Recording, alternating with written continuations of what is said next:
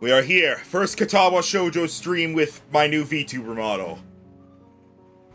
And now, also, we have a new picture down at the bottom. We've had this picture of Hisao for a while. Now we have another picture of Emmy, I assume because we're on Emmy's route. Probably. I imagine it I'm trying probably... to figure out what the picture is of. Oh, it's her in her running pose. Oh, of course, the ass shot. Yeah, but don't worry, Hisao's picture is right in the way. He's censoring for us.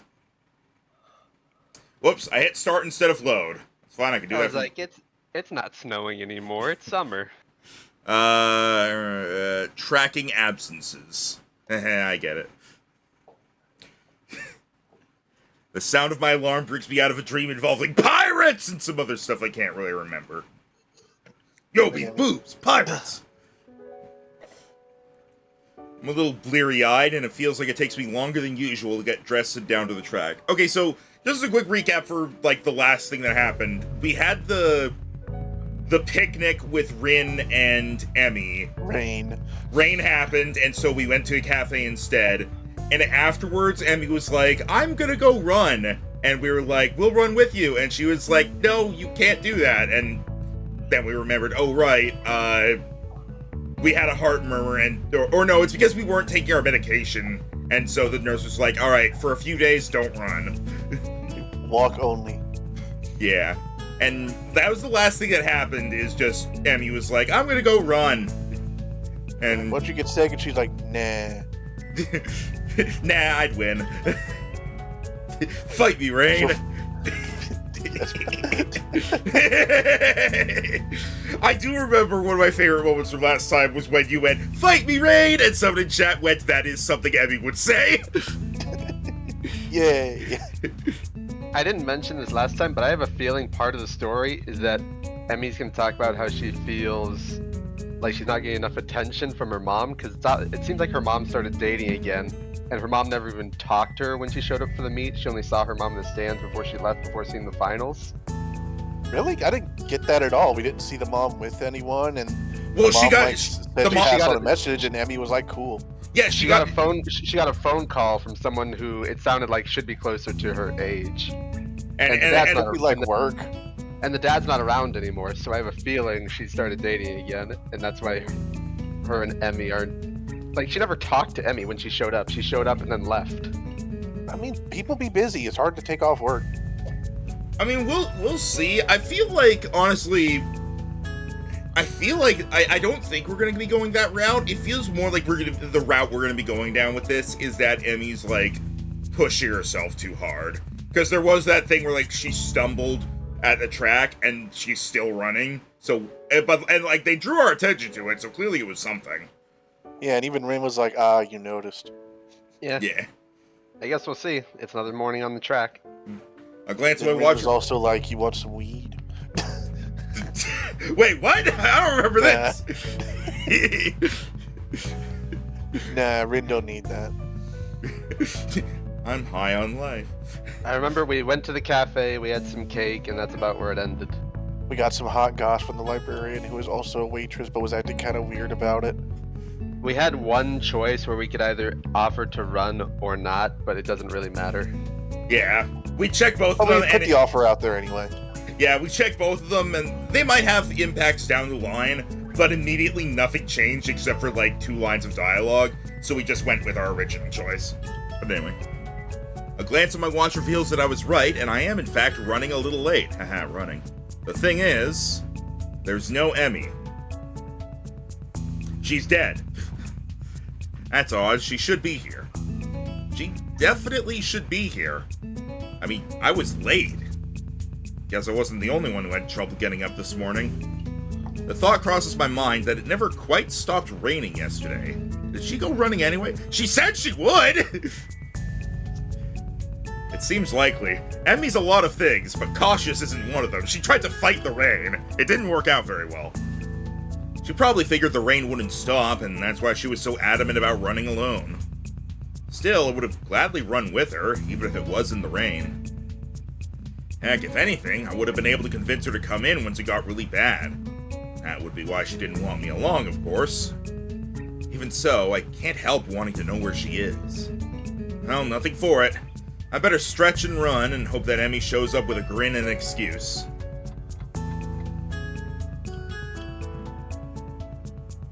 On my cooldown lap, I am forced to admit that Emmy isn't showing up. Furthermore, I have no idea where she is. Anxiety gnaws at me, while at the same time I wonder just why I'm so worried over her. Man, can you believe it? We got stood up by someone who can't stand up.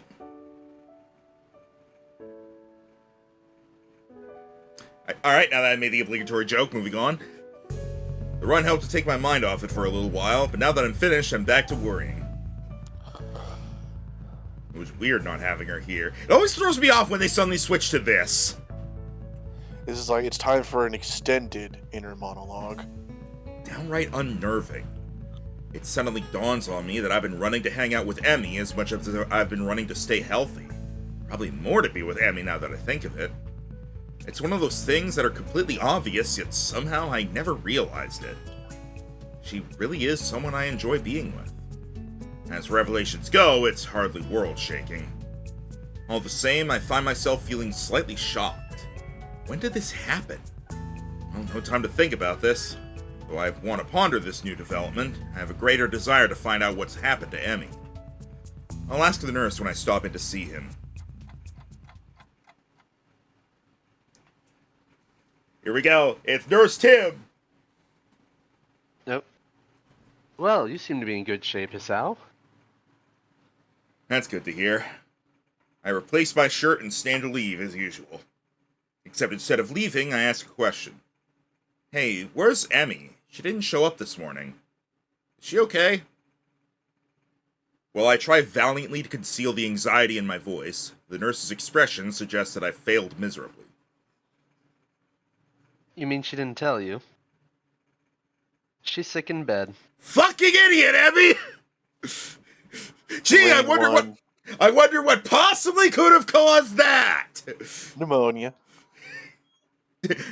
I'm dying, Hisao! What? Sick? The nurse shrugs. Yeah, she came to my office early this morning with a fever. It might be different than what I thought. What, just like Hank being out in rain sickness? I thought it was just getting a cold for being out in rain, but I'm pretty sure getting a cold doesn't give you a fever, because then it'd be called getting a hot. But your fever does not go down when you're sick. Your fever always goes up because your body isn't raising the temperature to try to combat the sickness. I know. Let's boil ourselves alive. To be honest, I'm surprised she made it here. She was burning up when she arrived. The fact that they haven't said she had a cold or anything makes me think this is actually going to be something different, though. I imagine it's probably just pneumonia. I believe she'd planned to let you know, but she asked me to tell you. Oh, shoot. The nurse gives me a sheepish smile that seems at least partially sincere. I told her I'd stop by the track to let you know in case she forgot to. Sorry about that. But we don't need to tell Emmy I forgot, alright? I return the nurse's smile with a devious one of my own. Oh, of course not. This is fine blackmail material. I'll save it for whenever I need a favor from you. The nurse laughs. Well, I guess I deserve that. I always like when characters like get this sort of friendship with each other. It's like where it's like good, you're learning how to be bad. But you know, I've got tons of blackmail on you that you're not even aware of. So don't push her luck, okay? He's right. He has seen me without my shirt multiple times. My expression earns another laugh from the nurse. I'm just kidding, Hisao. But seriously, don't tell Emmy I forgot, okay? Your secret is safe with me. Oh, good. Now go on, get out of here. Wait, I've got one more question. Shoot. Bang! Is she going to be okay? She's dead! Oh yeah, definitely. Her fever was high, but it was already starting to go down by the time she came by my office. How? Me. Hang on! How would you know that if you didn't get to read the fever in the first place? And then you Probably read... just by the time between the time she got here and then she left. That raises the question, how high was it before? Because once it already starts to get up to 100, it starts getting pretty annoying.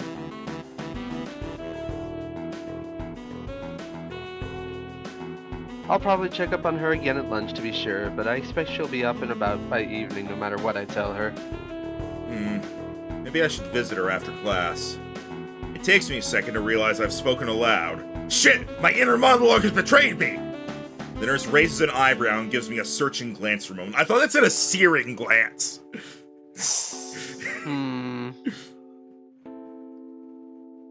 Well, it might not be a bad idea.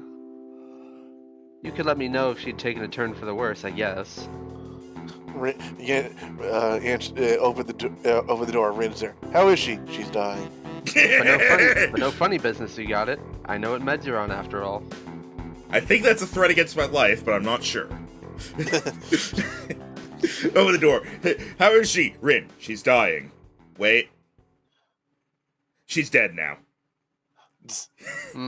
I wonder if it's actually possible she got like a cut through her socks and has an infection. That was going to be my second guess, other than just classic pneumonia.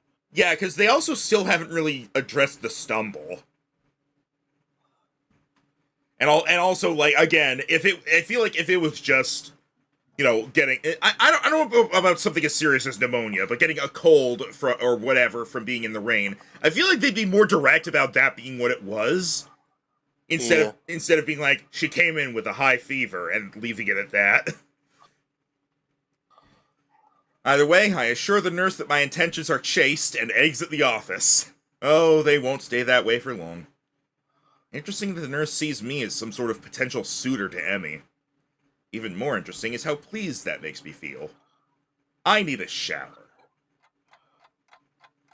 A cold, non-Kisuke shower. This isn't my bathroom. The lunch bell rings and I find myself disinclined to make my way up to the roof. After all, I'm betting Rin knows where Emmy is, and if that's the case, then I doubt she'd bother going up there. More to the point, I doubt we'd have any sort of scintillating conversation if she did. Chances are she'd prefer to be alone up there anyway, so I don't accidentally ruin her train of thought or something. Unfortunately, I don't really feel like heading to the cafeteria either. Guess I'll go to the library instead. I need a new book to read anyway, having finished my other one yesterday before bed. Maybe I can find more by the same author.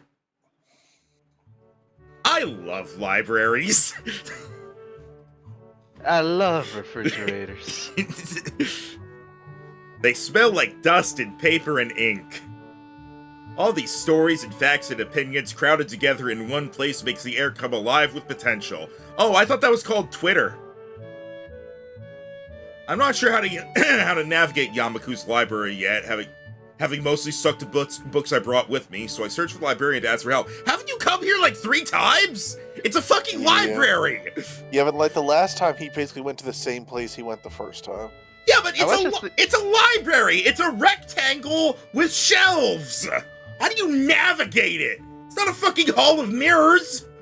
He hasn't gotten to Segway yet. I was just thinking how we haven't seen Hanako a single time since this route began. Wonder if we'll find her here. I mean, maybe. That or it's the fucking waitress librarian again. I mean, we technically have, because we encountered her and Lily. It was it was when we were helping out for the festival, and that was after we made the choice that put us on Emmy's route, but I guess we were still technically before the festival, so I don't know. Plus, Hanako seems to like one of those people you have to seek out. She will not seek you out. Suppose she's not a rep. There she is. Can't believe it. Yuko, looking rather distracted, suddenly emerges from one of the aisles. Excuse me. Oh, can I help you? Actually, I was looking for a book. We have lots of those. So am I. Advanced cryptography. We just got it in and now it's gone missing. I really, really wanted to read that one. Cryptography? Yeah, that is, this guy I knew, no, um, not sure how to describe it. Skip to the end. He got me interested in cryptography, only now the book's gone, and I think it's stolen. Sounds pretty terrible. Yeah, especially because I had to search the whole library for it. Even though it's probably not even here. You seem busy. A little. She dashes off down another aisle, and I resign myself to finding my own damn book. Plenty of choices. Well, that was a nothing encounter. Cryptography. My favorite. Checks it out without telling her. Oh, come on, how did I get lost? How did you get lost? It's a rectangle with shelves! How big is this building? These aren't even printed books, they're all in Braille. Guess it makes No, sense. only some of them were in Braille. The rest are normal books. Well, no, I guess he's in the Braille section. Yeah. I guess well, it makes sense he'd be in the Braille section. He can't read the sign that says Braille section in Braille. Haha. Wait, how would that... Wait a minute. What? Why would they need a sign that says that? Why not? They wouldn't see it. So? Well, they would read it, Rhino. They would feel it. Duh. Oh, they just raise their hands above their heads and search for a sign. Yes. How do blind people know they're going to the correct bathroom the first time? I mean, leave my controller alone. I actually had a part of my dream last night had a bit where I was like trying to go to a bathroom, and it was like, there's the two bathrooms, like the two gendered bathrooms, except both of them had a sign on them that was half male, half female, and I was like, I'm confused. Like it wasn't even like just non-gendered bathrooms or anything. It was literally this one, left male, right female. This one, right male, left female. And I'm like, hang on. So which one did you go in? I don't remember. It was a dream. I think what happened is I turned around and I was in a casino or something. I don't know. My dreams are usually not very coherent. I guess it makes sense at a school like this, but honestly, it's a little annoying. Oh, hey! Character! I'm sorry, is someone there? A lilting voice drifts out from behind one of the cubicles set up for research. As I approach, I see that Lily's been reading a book while I've been stomping about the aisles. Oh, no, I should be apologizing. I didn't mean to make so much noise. It's how I'm pretty sure Lily could hear you breathing from across the library. My, is that you, Hisao? I've not heard from you in quite some time. Yeah, I'm not on your route, so... I was beginning to think you'd forgotten all about me. Sorry? Lily laughs in that refined manner of hers and shakes her head. I'm only teasing you, Hisao. From what I hear, you've been busy. Morning runs with Emi Ibarazaki and lunch on the rooftop, if I'm not mistaken. How does the whole school know? Yeah. Who is keeping tabs on this, other than Misha? Didn't Misha Shizune also say, like, you're not allowed to go up to the roof usually? So maybe that's why? Yeah, but they're at least in our class, so it makes sense they'd know. Yeah, like, how do you track one person among throngs? And they don't talk to Lily. Yeah. Guess word gets around pretty quickly. That and I can't coax poor Hanako on the roof anymore. Ah, that's why. We stole her spot. You three are always up there, claiming the spot for yourselves. She chides me gently, though it's pretty clear she's just teasing me again. Still, I feel an odd need to apologize.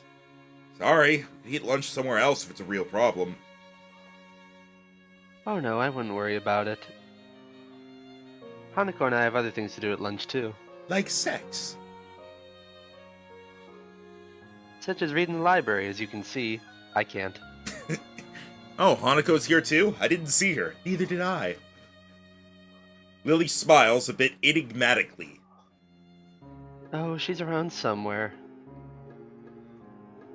But I'm surprised, Hisao. You're in here instead of up there. What brings you to the library? Well, Emmy's ill, so there's no lunch on the rooftop to keep me occupied. Lily raises an eyebrow at my statement before giving another chuckle. My poor Rin must feel left out. It's not like that. Ah, but I'm sure it isn't. Emmy tends to be the life of whatever group she's in. It's a shame to hear she's fallen ill. Will she be okay? Somehow I get the feeling that Lily's just inquiring out of politeness, but I respond anyway. The nurse thinks so. I'm gonna swing by and see how she's doing after school myself. Another raised eyebrow. My, what a noble gentleman you are, Hisao. It's nothing really. Just checking up on my friend, after all. Ah, so it's just friends, is it? How disappointing. I blush, glad that Lily can't see it. But somehow she knows that I've been flustered by her comment anyway, and laughs. I'm sorry, Hisao, I'm teasing you again. I noticed! Please do tell Emmy that I hope she feels better, won't you? A glance at my watch reveals that I'm very nearly out of time to find my book. Of course. Hey, I've got to find a book before lunch is over, so I better get moving. See you later. That was probably not the best phrase to use. Well, Lily, it's not inaccurate. Lily, however, takes my gaff in stride. You will see her later. Until we meet again, Hisao. Zombie! One of the rarer zombies. I still love how when we did the wrestling thing, one of the signs for Emmy was one of the zombie paintings.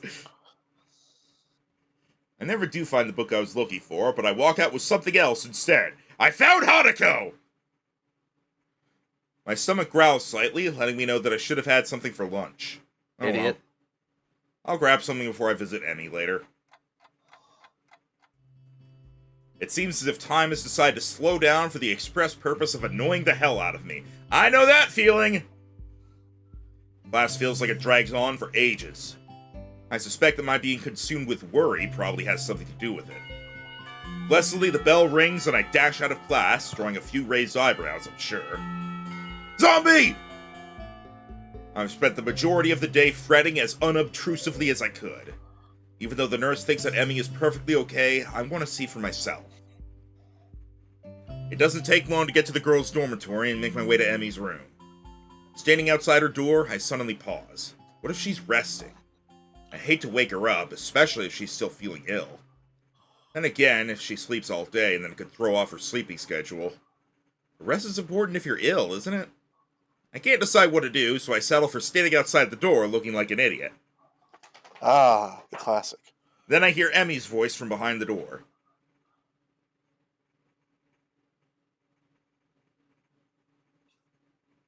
Rhino.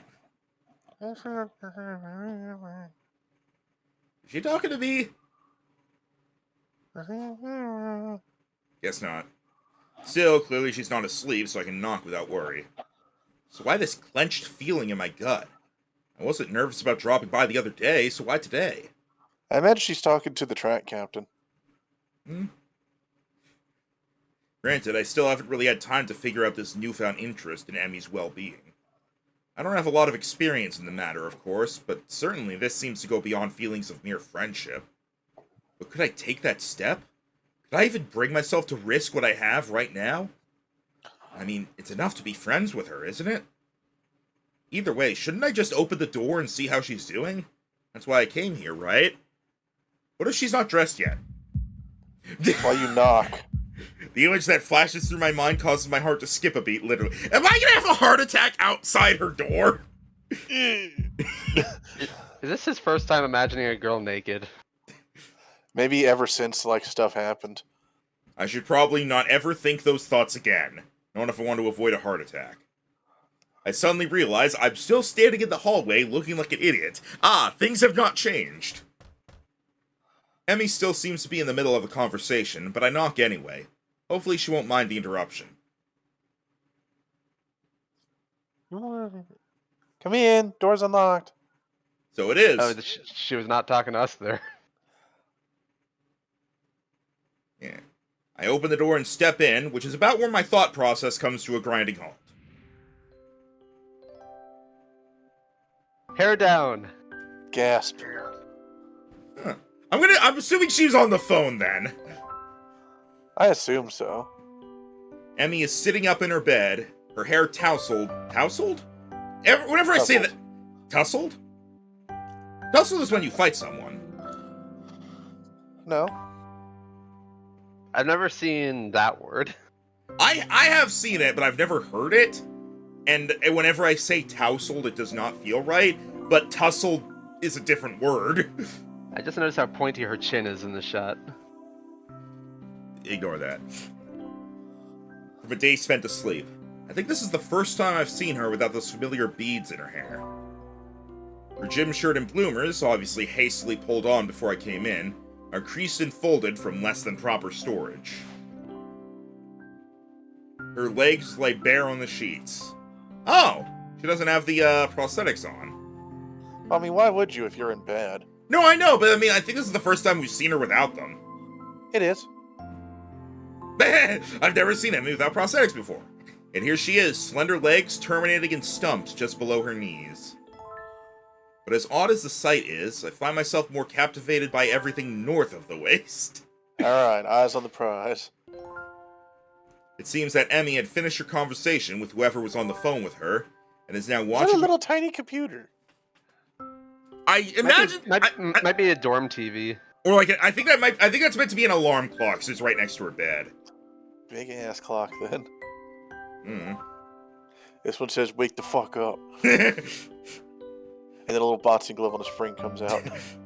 I've seen some, like, amazing, like, custom alarm clocks that are things like, it starts ringing and then it pops out 3 shaped, like, wooden, like, not sculptures, but, like, just wooden pieces, and you have to put them back into the properly shaped holes in order to get it to stop ringing.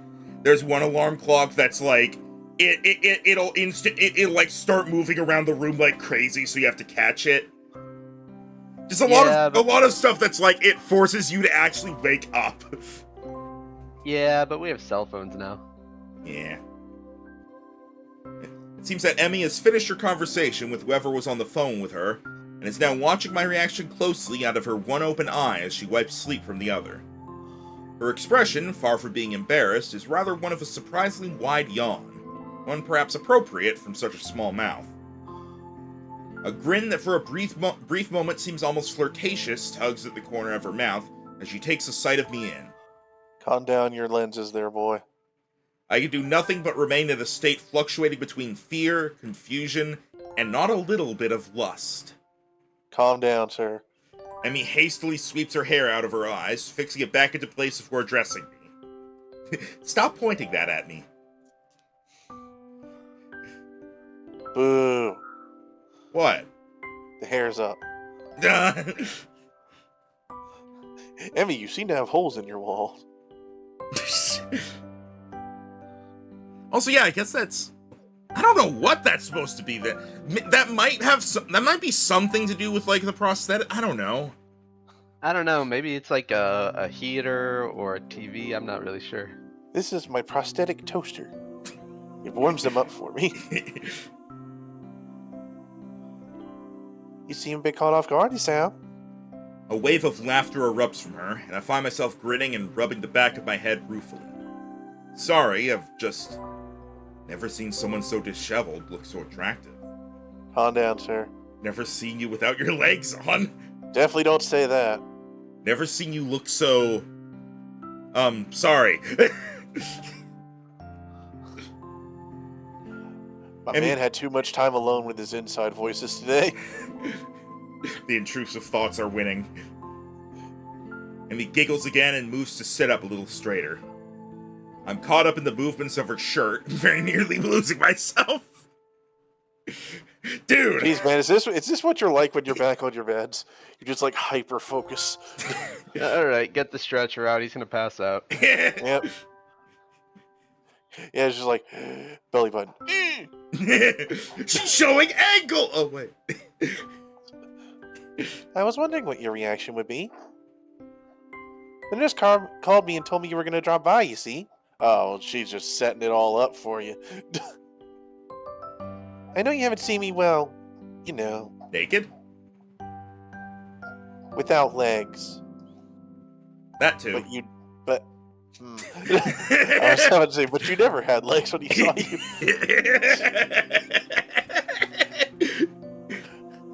I responded in a tone of casual surprise. Oh, you don't have them on? I didn't notice. Bullshit. This is almost the truth. I very nearly didn't. I'm not trying to be suave or anything, mind you. Somehow I think Emmy would get offended by that. Instead, she sticks her tongue out at me and chucks a pillow at my head. Yeet. I'll fight you! I'll fight you like I fought the rain! Ass. Sure.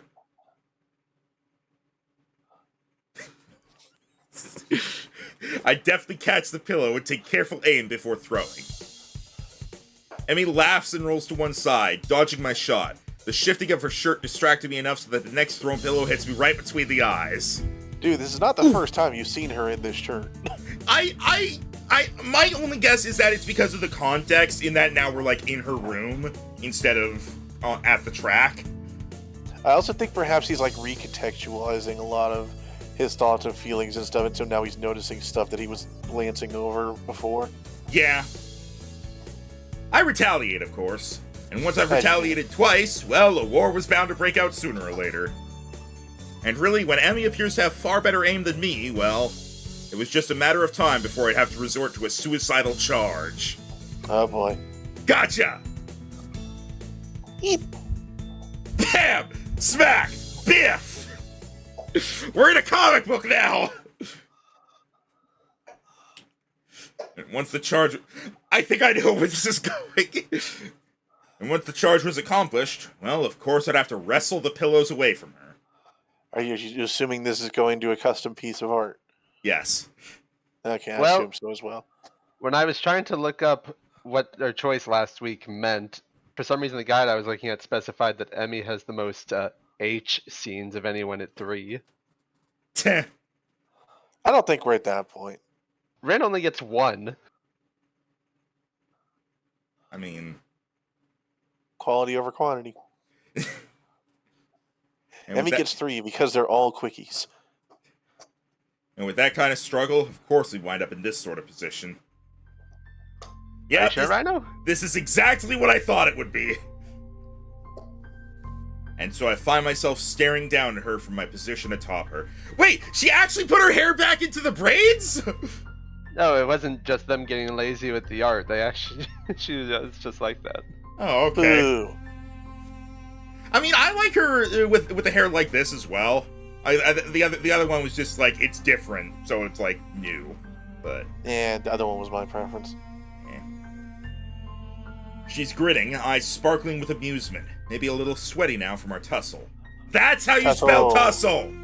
Ta-ta! Her chest is heaving up and down, sucking in air. The small bit of my brain that is not currently enraptured by the sight and the smell of her observes that she must still be ill, because her stamina is not what it should be. So say I, the man who is not taking my medication, and thus almost died. We stay that way for a while. I'm not sure how long, because everything seems to go fuzzy. Everything that isn't her, anyway. Her eyes meet mine, and deep inside of them, I almost catch a glimpse of... what? Fear? Longing? It's the color green. Hope? Emmy? Are you in your own eyes?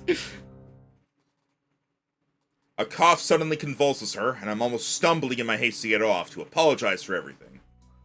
Sorry, I shouldn't have... It's fine, it's fine. She gives me a reassuring pat on the shoulder. So, what brings you here? She's still breathing hard, and that causes her voice to shake slightly. Well, before I was so rudely assaulted by pillows, I came to see how you were doing. Wham! This earns me another shove, and I very nearly fall off her bed. Emmy's eyes sparkle again, and I wonder how I never noticed how attractive they are before. Consumed with worry, were you? Her tone is mocking, haughty, teasing. She throws her arm across her forehead dramatically, grin still apparent from underneath. Couldn't bear the thought of me laying deathly ill. I don't like this specific image because she's sweating a lot and it makes her look. It looks worrying. As we both recover. I mean, she is still sick. No, I know, but this is the only one where she's got the eyebrows pointed up and she's sweating, and it's like. It's this like sheepish giggle face. I mean, I get that's probably what it's meant to be, but it also kind of just has the look of like in pain and trying she to might be. Eh. Her chest probably hurts. As we both recover from our brief wrestling match, Emmy appears to fall back on teasing me. Well, I wouldn't say consumed with worry, but after you didn't show up this morning like a total wuss, Emmy pouts, crossing her arms petulantly and sticking her lower lip out. It's not my fault. You fought the raid and you lost! Cheated. Nurse wouldn't allow it.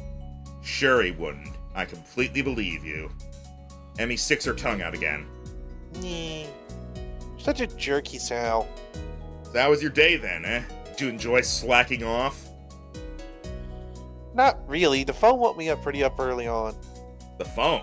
What's a phone? I've never heard of this concept. Yeah, the captain of the team called to make sure I was doing okay. Also to let me know it was okay to skip practice. Good. At least she wasn't alone all day. Someone checked up on her. You could have called her. Although I can't help but think that it should have been me. Maybe he doesn't have her number. Oh, that's good. It's 3. What? What? There's only so many rooms.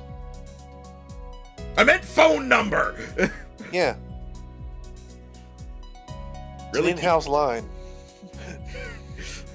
He really keeps an eye on you, huh? Emmy shrugs. It's his job. Part of being the captain means you know where your team members are when they're not in school. Does he know where literally any other member of the track team is? Because you're the only one I think exists. Still, guess it was nice of him to call, huh? Yep. Sure was. I'm going to kill him. Emmy yawns and shimmies down into a more comfortable position. So how was your day? Kind of uneventful, you know? I went ahead and ran by myself and talked with the nurse about how you were doing. And then the zombie. And then the other zombie. And then Lily. She was not a zombie. I don't think so, anyway. I meander through the day's events, none of which are particularly engrossing. That's when I'm distracted by an arm finding its way across my waist. And then I turn... well, now I can't make the joke I was going to. That it was Rin? No, I was going to make a joke about the holes in the wall again. So this is the Rin hole. It's where Rin and I can toss random things through to annoy each other while we're trying to sleep. How does Rin toss things through? More accurately than you think. I don't know why. It's just more accurate than you think. Turns around, shows she has like a bunch of darts stuck into her back that are circled in the face of a smiley face. It seems that Emmy fell asleep while I was talking, so I draw her blanket to cover us. She's rolled over onto her side. Damn, she tiny. And now one leg is thrown over my legs, effectively trapping me. Not a very good trap! You're fucked now, dude. Hey. You could have slipped your way out when it was just the arm. It seems a Man, when Rin gets back... She's gonna be like, muffle yourselves. Knowing Rin, she's gonna walk in and just be like, Or she'll just be at like, open the door, because you know. Oh yeah! Maybe, yeah, open the door. Emmy, did you pick up groceries? I was sick in bed. That does not answer my question. I don't know why. I don't know why I just randomly thought of this, but I'm just imagining now. Emmy, how are you doing? I'm sick. I'm sick too. Yo.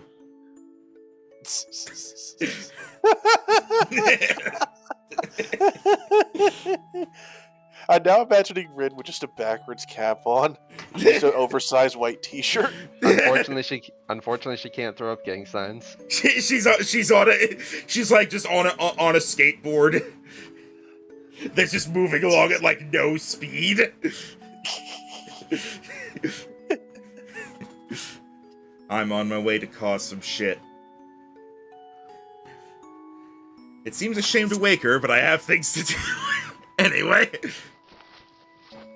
I gently shake her, but in response she only tightens her arm's grip on me and sighs a little.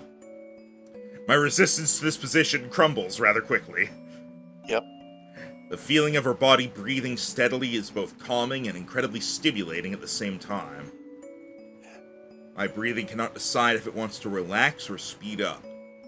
The problem with this particular situation is if you yourself are not going to go to sleep, you are going to be really fucking bored. Yeah. Like, you're going to, like, engross yourself in it for, like, maybe 30 minutes, and then you're going to go, fuck, I need a book to read. And that's why cell phones exist. Not back then. Or at least not the way they do now. Relaxation wins, and I find myself putting an arm around Emmy.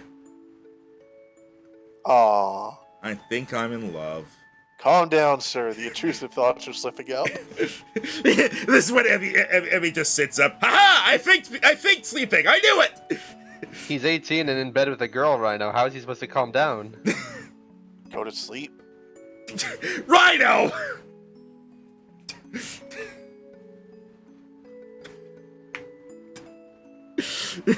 Oh, yeah, enjoy the extra set of pillows and go to sleep.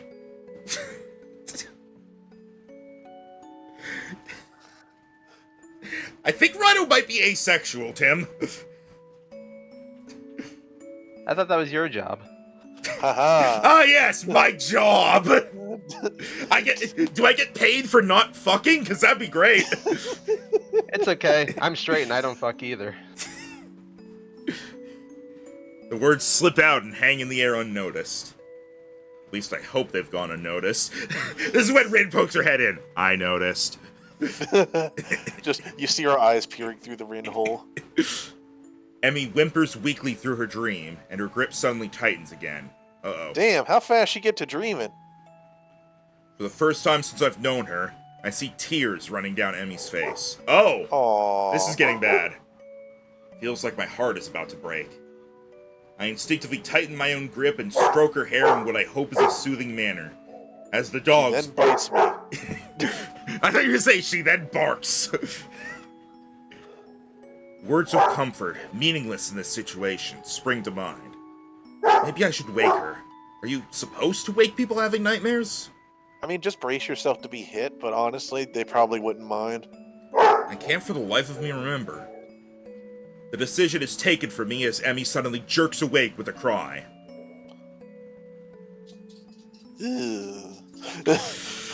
I had a feeling it was going to go this way. Padre. Rhino? Look, it's I'm deflecting, damn it. Rhino, we're not ruining the moment. This is more than I think I want to hear without her knowing. I quickly sit upright and gently shake her shoulder to stir her. Hey, you okay?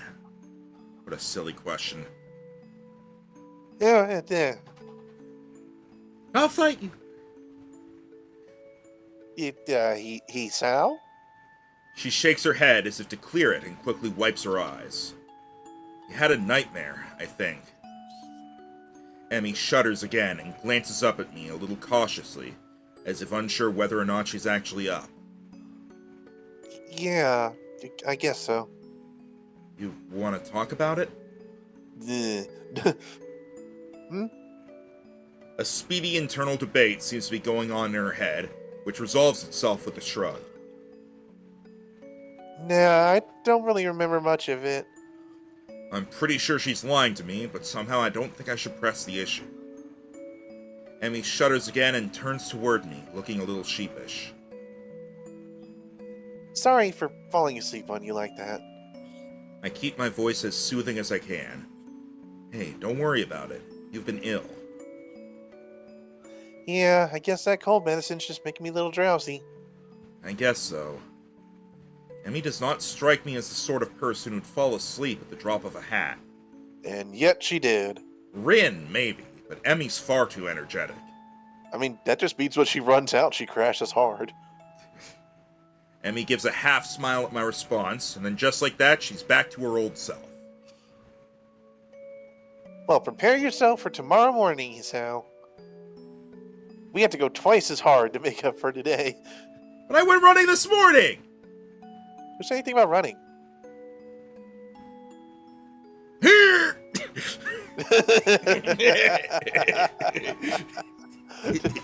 No excuse. Oh, fine. I'll be ready for you. Emmy nods, satisfied. This is one thing I also, like, specifically really like in with, like, relationships and whatnot. When the characters aren't just, like, in love with each other, they're also friends. That's a very important part, and there's a lot of, like, not even just dating sims, but just general things that, that like, take that and just kind of boil it down to, they date each other, and that's it. Their interactions with each other are all lovey-dovey. Well, see, that's why you have fun dates, not romantic dates. Yeah, or, well, a mix of them at least. Yeah, but it's like, don't just go out to dinner with candles and shit. Go mini golfing. Yeah, but, like, the idea is, like, actually having interactions with them. Yeah. Even if it's stuff like this, where it's like, fuck you! Even though they haven't specifically said that. Emmy nods, satisfied. Fuck you. Maybe later. Pillow splash. So is that a no? It's Pillow Smash 2. Electric Boogaloo. Good. I take this as my cue to exit. Oh, I'd better get going. Leave.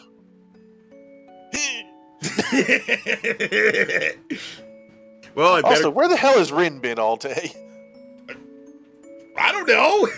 This isn't Rin's route! Well, I better get going, especially if I want to get enough sleep for tomorrow. I forgot that that wasn't her normal sprite, because it looked normal. I still think her best sprite was her going across the screen. Yeah. I hop off the bed and head for the door. Hey, Sal. I pivot neatly on my heel and face Emmy. Sorry, I'm just imagining just a complete 180 and like like in Pokemon when you talk to a trainer and they turn to face you. She opens her mouth to say something, and then in another first, I see her falter slightly. She closes her mouth and opens it again. Thanks. For dropping by. I mean, you're kind of the first visitor I've ever had who wasn't Rin. Now that's Rin surprising. lives here. I would figure that Emmy'd have people dropping by all the time. She's certainly popular enough, or so I thought. Always talking to people in the hallways. Emmy hesitates again. And thanks for staying around after a look of pain flits across her face. You know, things. It helped. She brightens back up and waves cheerily at me. See you tomorrow. Yeah, see you later. I'm just about to exit the door when something makes me turn around again. Hey, Emmy? Anytime you need to talk, let me know, okay? Emmy seems taken aback by this offer. Her grin gets even wider. Sure thing, Isao. See you in the morning. I exit Emmy's room with my head in a whirl. Should I have even left? Was she really okay?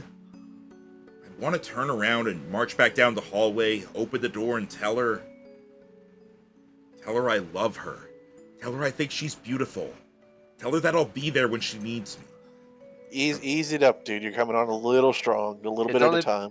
It's only been like a week, dude. Chill out. It's been a few, but... I want to stay with her. to hold her close as she falls back to sleep. How many nights has she woken up like that? Only to find that nobody's there. I want to be that person she can be with when that happens. It's a silly thought, I know. We don't know each other all that well, do we? The whole idea, while exhilarating, also makes me feel worry. Worry, perhaps, that I'd overstep my bounds. Alright, good. Pace yourself. And now to add to my troubles, it seems as if Emmy herself already has an interest in someone else. What the fuck? This track captain of hers who seems so interested in her well-being. True, I've only seen the two of them together a few times. That doesn't change the fact that they seem better suited to one another. There's really nothing to be done about that. I need to take my mind off of this whole situation. I must kill the track captain. I mean, I've got homework to do. Maybe that will distract me.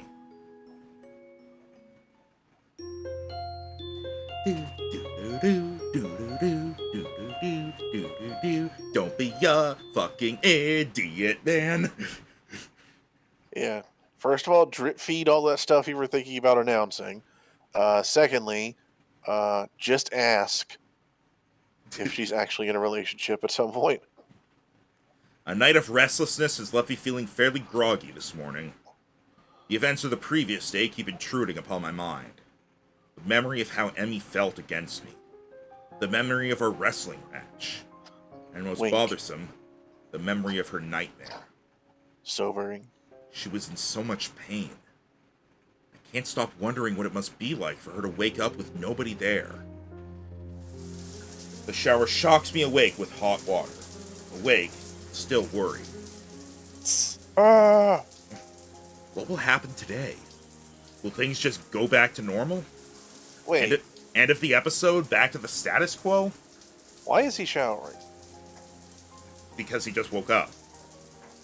Yeah? And he's gonna go run, and then he's gonna shower again. Uh,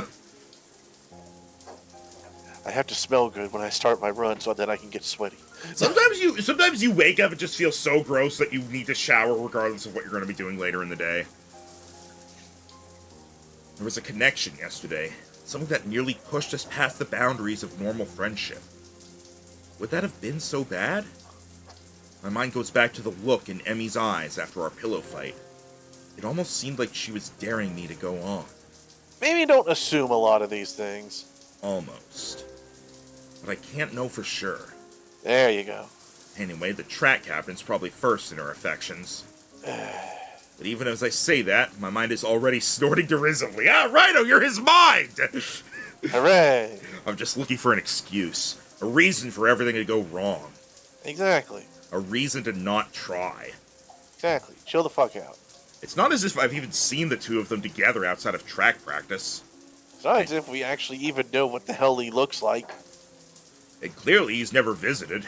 Emmy said as much herself. If they were close, surely he'd visit. I'm such a wuss. I ought to just go for it anyway. Damn the consequences. Okay, maybe take off that last part, but yes. That's what Emmy would do, I think. Hell, I know that's what she'd do. Which is partially why I'm convinced there's no interest on her end. She hasn't acted either. I mean, maybe she has insecurities too. Maybe because of this track captain. Oh my god. It's possible she's got a bit of an unrequited crush thing going on. Okay, that is technically a possibility. But who would be able to clarify their relationship? The two of them. It sure as hell can't be Emmy. She'd probably just laugh and ask what I wanted to know, and I'm not ready to answer that yet. Fair. Rin would probably just give me some cryptic answer or something.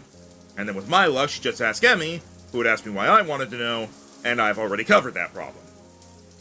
I think you could still give it a shot. I wonder. Could I get away with asking the nurse? He seems pretty protective of Emmy. I'm sure he'd know if something was up.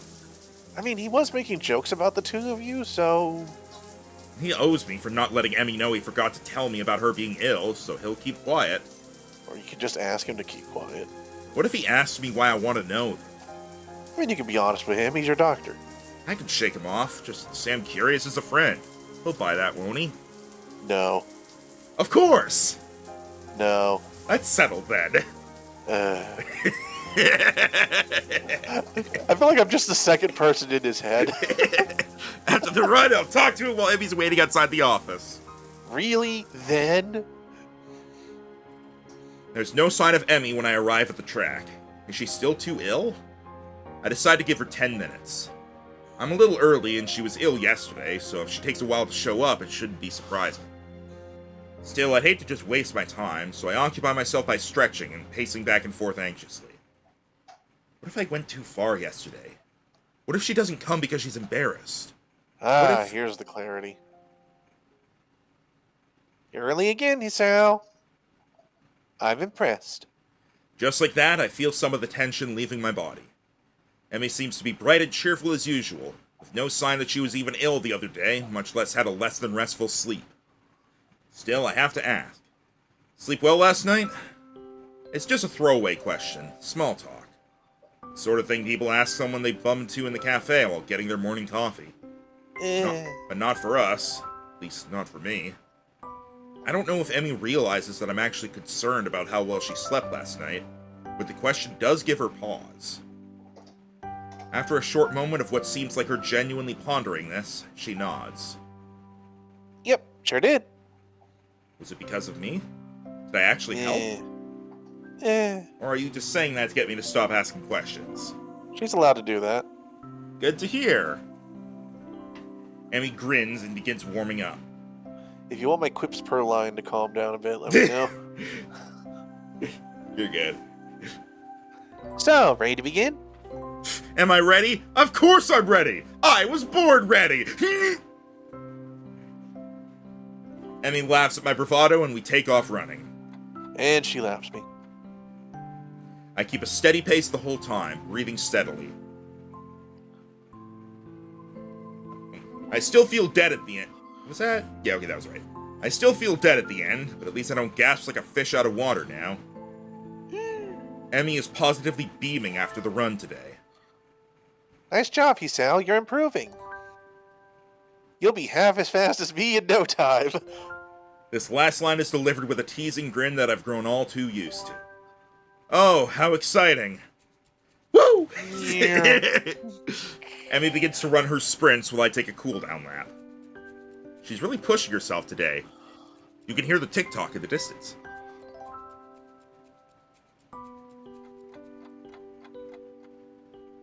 By the time I'm done with my lap, she's laying across one of the bleachers, looking exhausted. Goodness, not pushing it a little too much today, are you? You did just have a cold, you'll recall. Emmy gives an annoyed snort and sits up. I'm just trying to make up for lost time, that's all. I went twice as hard today, you know. I get twice as hard when I look at you. I mean, A good run always gets the kinks out, you know? Oh, I'll get your kicks out. Max is a very different other person in that. Clears the mind, too. All clear. I got nothing. Meanwhile, Mind Rhino is just like trying to sweep you into a corner. Oh. Emmy nods vigorously as I am swept into a corner. Yep, it's a great outlet for that sort of thing. Oh, I know a better outlet. Sweep, sweep, sweep. They're spoon-feeding me these, okay? She does not explain further, and I don't ask. I suspect I'm now imagining like you holding up a spoon with a spoon with a bowl in front of you and a boss statue that says "Punios."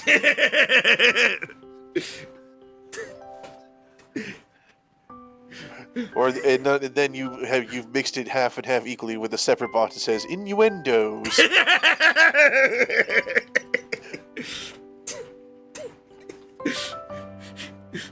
Max, no, don't mix them! all I need is a secret ingredient and I'll make the worst Powerpuff Girls ever. I suspect I know the real reason she went so hard today. Man, I ran so hard my dogs are barking. Being sick had nothing to do with it. Something's bothering her, and it might be those dogs. Maybe the nightmare. Hey, maybe cool something else. But it's not my place to pry. She'd tell me if she wanted me to know. I'm sure that comes in handy. You had no idea. The sincerity in her voice confirms my suspicion. The only problem is, even though I know she'd tell me if she wanted me to know, I still want to know. I think running's the only way I managed to get through No Nut November.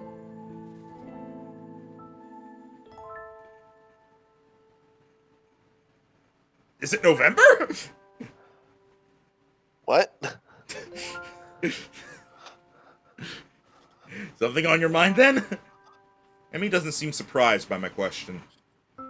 Instead, she shrugs. Nah, it's nothing worth getting worried about. She seems as if she's trying to convince herself as much as she's convincing me. I opened my mouth to ask if yesterday is responsible for her current state of mind, but think better of it. Yeah, probably best not to be pushy. Too much risk of her taking the question the wrong way. Besides, I'm not even sure myself what to think about yesterday. Really, I can only get about as far as how it felt to have Emmy sleeping next to me before my brain shuts down. It's like all the blood went somewhere else. Having her before me now, covered in sweat and looking wryly at me, she's making it difficult to look. What about... Sorry, I know Riley, but every time I say that, I keep thinking the name Riley. Yeah, I hear you. We better hurry to see the nurse. We're running short on time. How do you know? Aren't we always? Emmy laughs at this, a dry chuckle that seems most un-Emmy-like. Too true. For a brief moment, she looks old, worn down by some old hurt. But just like yesterday, I can almost see her shouldering the burden and straightening up slightly. And then she's back to being Emmy again. Come on, Nanny Sal, race you. With a sudden smile, she darts off. Hey, no fair! I take off after her, knowing I won't catch her, but not caring. Even if there's no chance of catching her, I'll still run after her. Emmy's waiting for me at the door as I arrive. Well, well, look who finally showed up. Yeah. Enjoy your victory while you can. Emmy grins as the nurse pokes his head out of the door. Nurse Tim, it is time. Well, there you are. Come on in, Hisao. In what has become a familiar routine by now, he checks my blood pressure and my heart rate. A bit fast today, isn't it? Yeah, I kinda raced Emmy here. The nurse laughs. That's never a good idea. He leans in to whisper to me in a conspiratory manner. I don't know if you've heard, but Emmy's a bit of a track star. I reel back in mock surprise. Really? She never mentioned it before! The two of us share a laugh.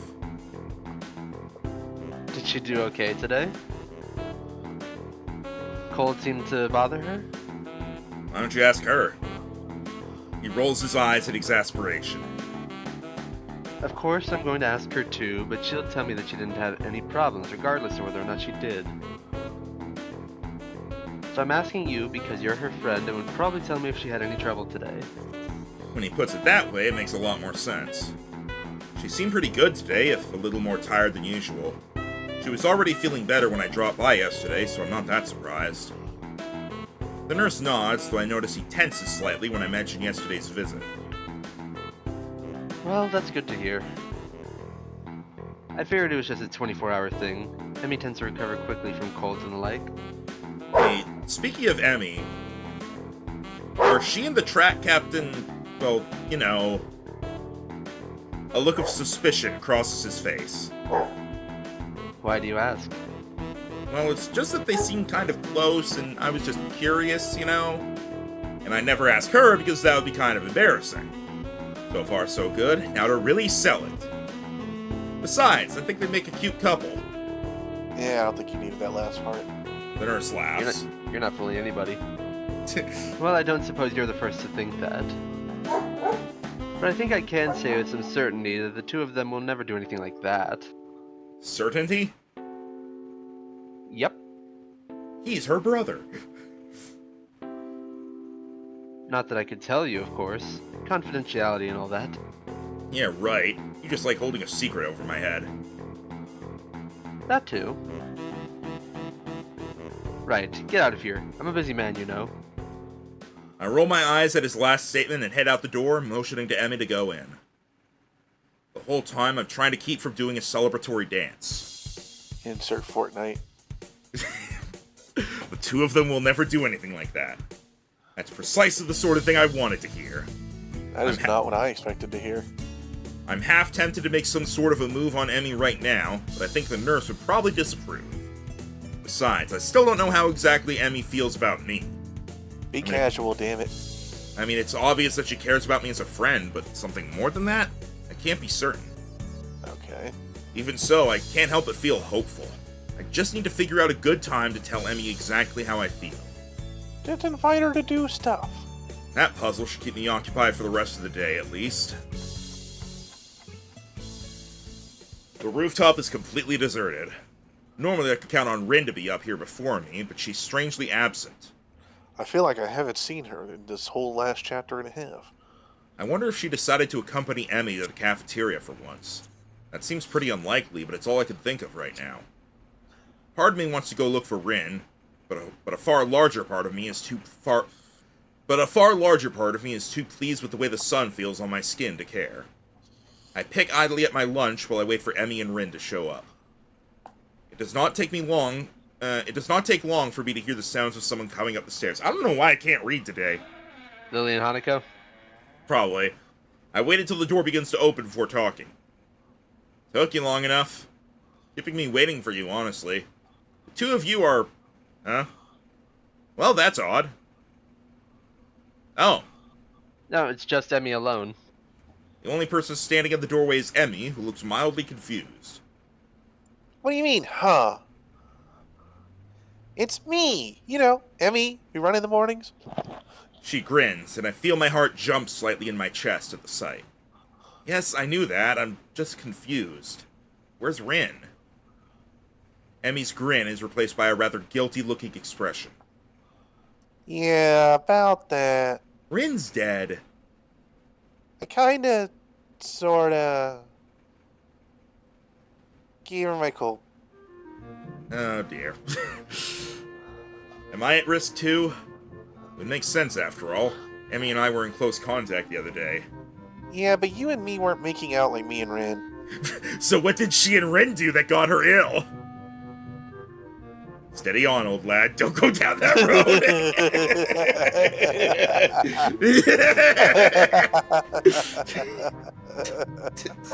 Talking like a posh British guy in his head. Steady on, Steady old on, lad. lad. Rin's just probably got a worse immune system than me. Emmy seems shocked by my comment, like she hadn't considered that before. Wait, considered? Oh, okay, am I at risk too? I was actually wondering which they were The for. intrusive thoughts. Man, imagine having a runny nose and you can't wipe it. Just dive headfirst onto like any surface. I hope not. I'll feel terrible if you get ill because of me, Sal. Oh man, I think I feel a fever coming on. Emmy looks horrified and then quickly shifts into a more angry expression. Sal, you stop getting sick this instant. I'll fight you. I won't have it. Impulsively, she seizes me by the collar. I will beat the sick out of you. Are you listening to me, Sal's immune system? Get your ass a gear. I give a smart salute. Duly noted, ma'am. Emmy steps back and nods, satisfied. I'll fight the rain, I'll fight the sickness, I'll fight everything! I'll fight this duck. 10 seconds later, I surrender, duck.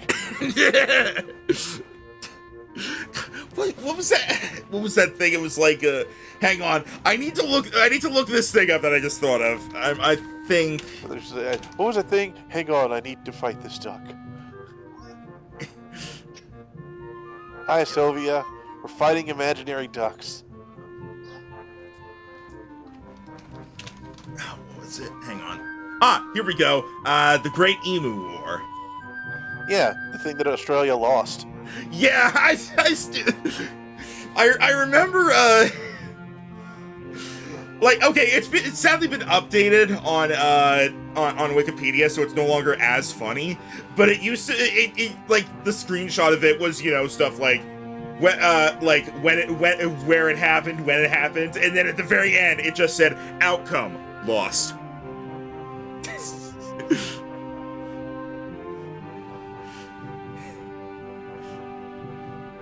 And he steps back and nods, satisfied.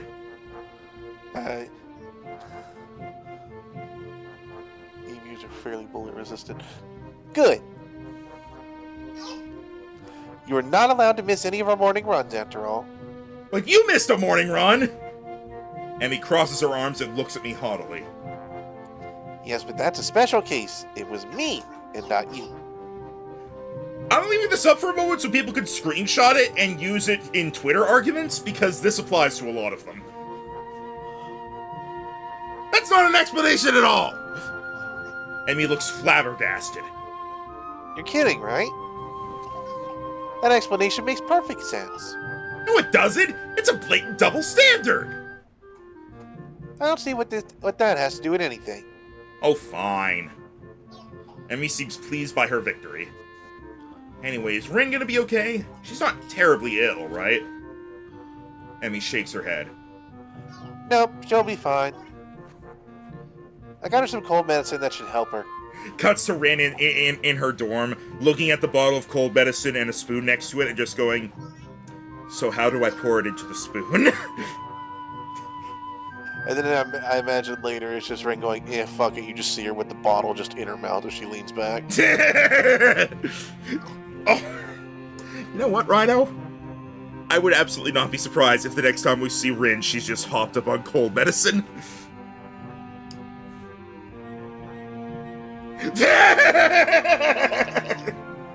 Well, there we go.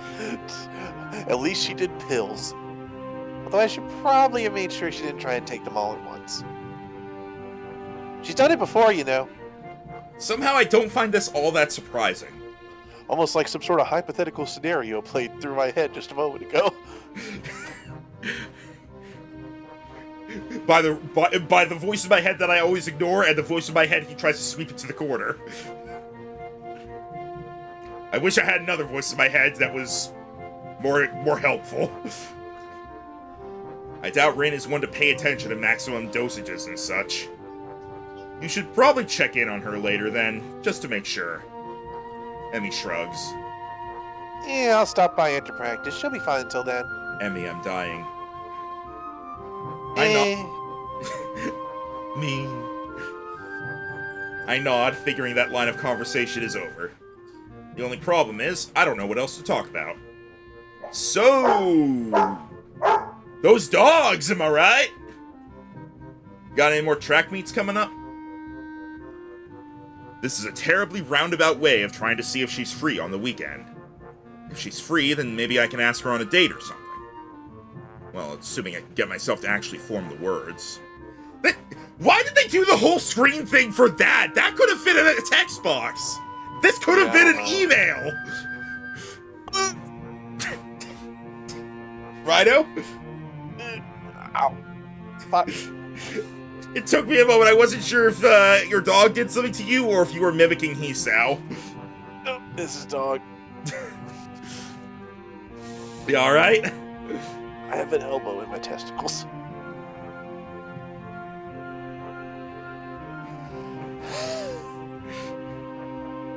Emmy shakes her head. Nah, not for another couple weeks, I think. The season's winding down. Hang on a second. Why are you panting?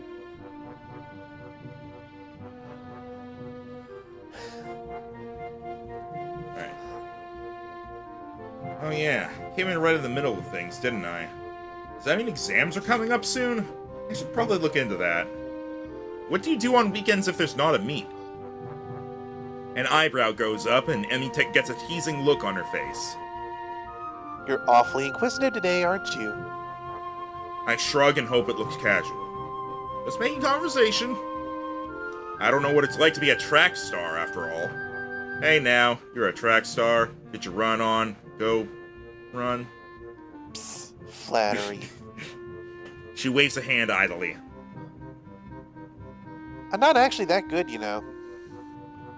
Didn't you win every single thing? Yeah, and she was in like, what, like 3 or 4 different sprints and a relay? You just so happen to see me on a good day is all. You liar. Yeah, I'm awesome. But humility is a sign of a good athlete. Why did the music stop for that? that?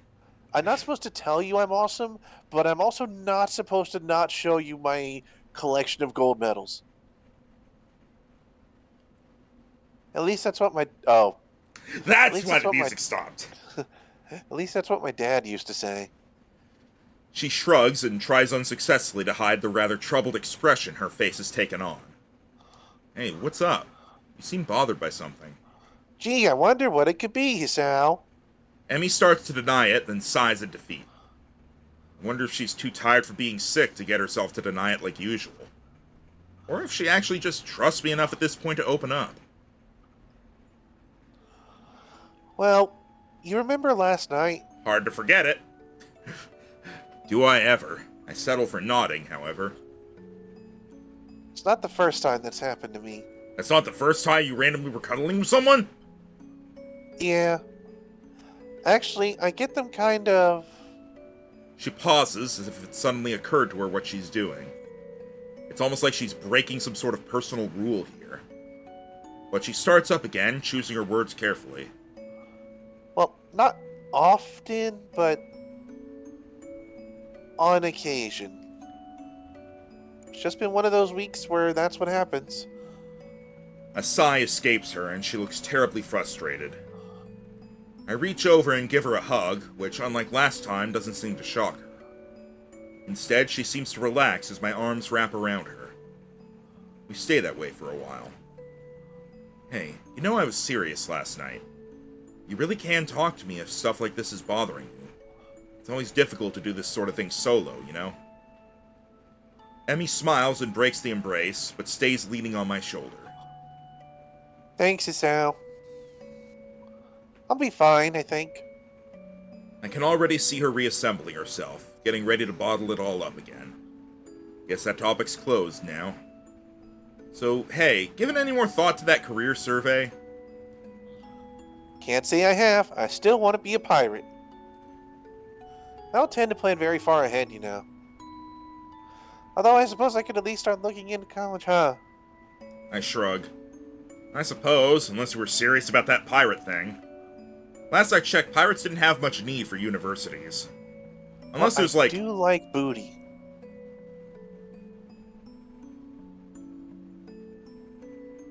I got nothing. Unless there's like a pirate university out there somewhere. I got nothing that wasn't too easy. Emmy giggles and starts to look a little like her old self. There's a new element to her expression. It's hydrogen! Impish. That's how I describe it. That's not an element! That's a Pokemon nature! Is it a garbage nature? I'm pretty. Let me check. Pokemon impish nature.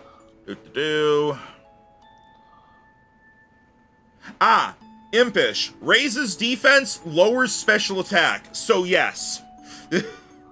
It's good on a lot of Pokemon, especially if you're running body press as an attacking move. I guess so, but in my opinion, any stat that, well, I guess. There's a lot of Pokemon that don't need their special attack. That's true. Like, I'm pretty sure if you were running Iron Hands, you would choose that as its nature over Adamant. I guess. Emmy looks impish, looking up at me with her head nestled into my shoulder.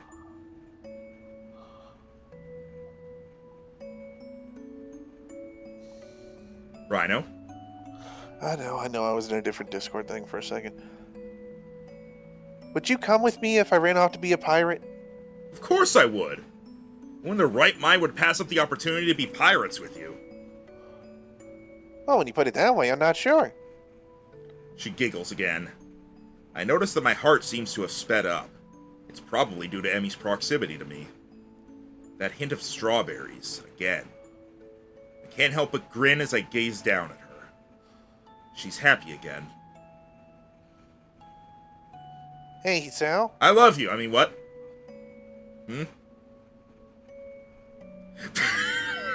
Jeez! Girl! You brick. If you're going to kiss me, you should probably do it soon. I think the lunch bell is about to ring. My thoughts grind to a sudden halt, along with the music. I'm pretty sure my mouth is hanging open in shock. All I can manage is a strangled, This I'm dying. This amuses Evie even more. You were thinking about it, weren't you? Not at that exact moment.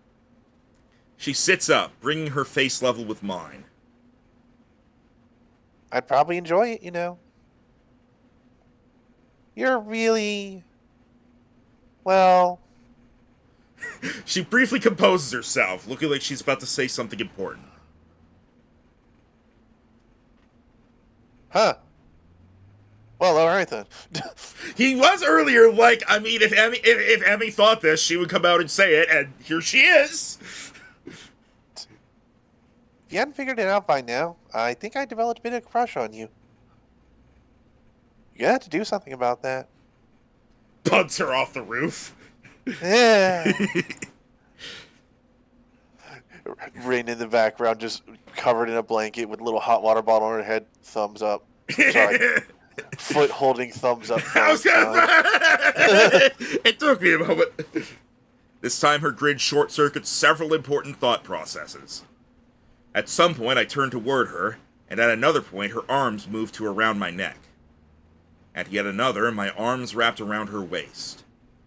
Is it about to zoom in more? I'll be damned if I could tell precisely when that happened. Because at the moment, there's only a voice in the back of my head yelling at me to kiss her. I'm imagining that's your side of this, whereas my side is just like, fuck it, why not? I look into Emmy's eyes. There it is. The thing I saw yesterday on the bed. It's there again. Emmy. It suddenly strikes me that she's worried that I'll reject her. What a silly worry for her to have.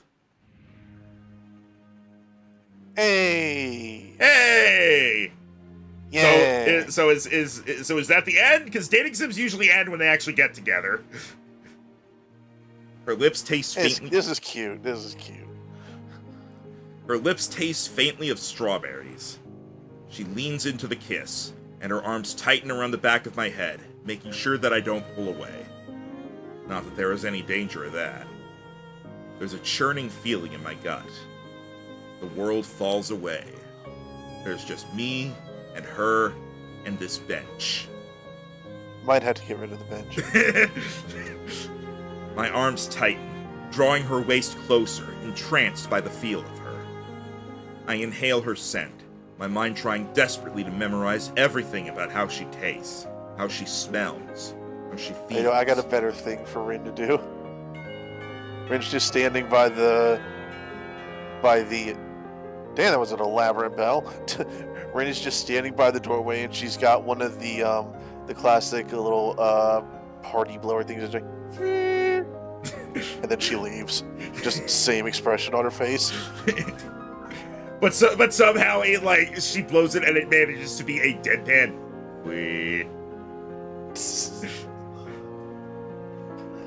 You know what? I admit, I'm glad there wasn't needless drama bullshit before we got to this point. Yeah. I imagine that comes afterwards. I mean, he had like the little internal crises and all that, but he kept it together. And it ended up being fairly casual, which is how it's supposed to be. The ringing of the bell snaps us both back to reality. Oh, there goes gravity, and we break the kiss. Emmy's cheeks are slightly flushed, and she seems to be catching her breath. In her defense, so am I. Check self. Not dying. We stand there for a few moments, trying to wrap our heads around what we've just done. Emmy is the first to break the silence. So, want to go again? I'm pregnant. All right. You caught me off guard with that one.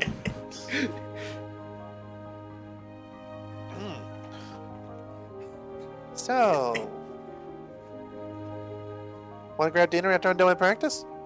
What a coincidence. I was about to ask you the same thing. Well, actually, I suppose it was going to be some kind of proper date on the weekend or something, but the thought was there, I think. Emmy gives me a playful shove. Yeah, right. You were still in shock from how incredibly awesome I am at kissing. We begin to head down the stairs back to our respective classrooms. Hey, I didn't see you talking immediately afterwards either. That I didn't. See you after practice, Sal. She leans in, zombie! Quickly and gives me a quick kiss in the middle of the hallway, setting me into another brief state of mental freefall. The zombie steadies me. He's my mom. Whoops! Zombie! I didn't mean to scroll up there. Zombie! Zombie! Zombie! Zombie! Anyway. Emmy, zombie. Life, death. As I head into my classroom, a giggling Misha greets me. Why, Heechon, you romantic you. Oh wait, I'm not Misha anymore. No, I'm Misha. But close enough. Sorry, there was something in my throat. Did you confess on the rooftop? Did you? Yeah, actually, I think it was the other way around. I confessed off the rooftop. We jumped off the roof. But I confessed while we were skydiving. This sends Misha into a fresh fit of laughter. Young love is so unpredictable, isn't it? This being Misha, I suppose I should have expected her to tease me over this. I guess. Before I can really respond, Muto's entered the room and Misha skips off to her seat, giggling all the while. Again, I like when Misha is on her own. Yeah. I understand the idea is that Shizune is not meant to be, like, a bad person. It's just, She doesn't particularly rub any of us the right way. Yeah, but... Unlike Emmy. But, like, just... It gives me the same vibe as, like, when there's that good person who's friends with the school bully and kind of, like, it's a toxic sort of thing. But whenever they're separate, they're, like, good on their own. Like, that trope in anime and whatnot where there's, like, the bitchy high, like, head cheerleader or whatever, and then her best friend who's like, yeah, you go! And then whenever she's not around, she's like, hi, can we be friends? Yeah, I don't think the other one's a bad person. I think she's just a little aggro. Here's the thing about Shizune. She, like, from what we've seen here, she likes to get into fights. Not like fighting, but like she likes to argue. She enjoys arguing with people. And that's fine, except for the fact that she enjoys arguing with people who don't want to argue with her. She very much has the vibe of, I don't care where or when, I just want to be right.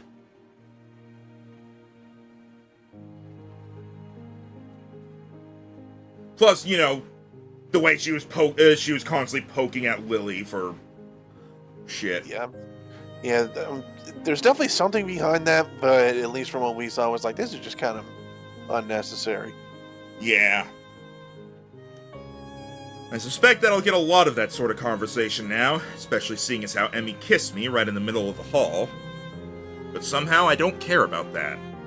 For the first time since later on this day when I would be told I had 2 lipstick marks on myself. The first time since arriving here, my heart feels light. Wait, I'm not dying, right? Oh, no, wait, I'm ascending.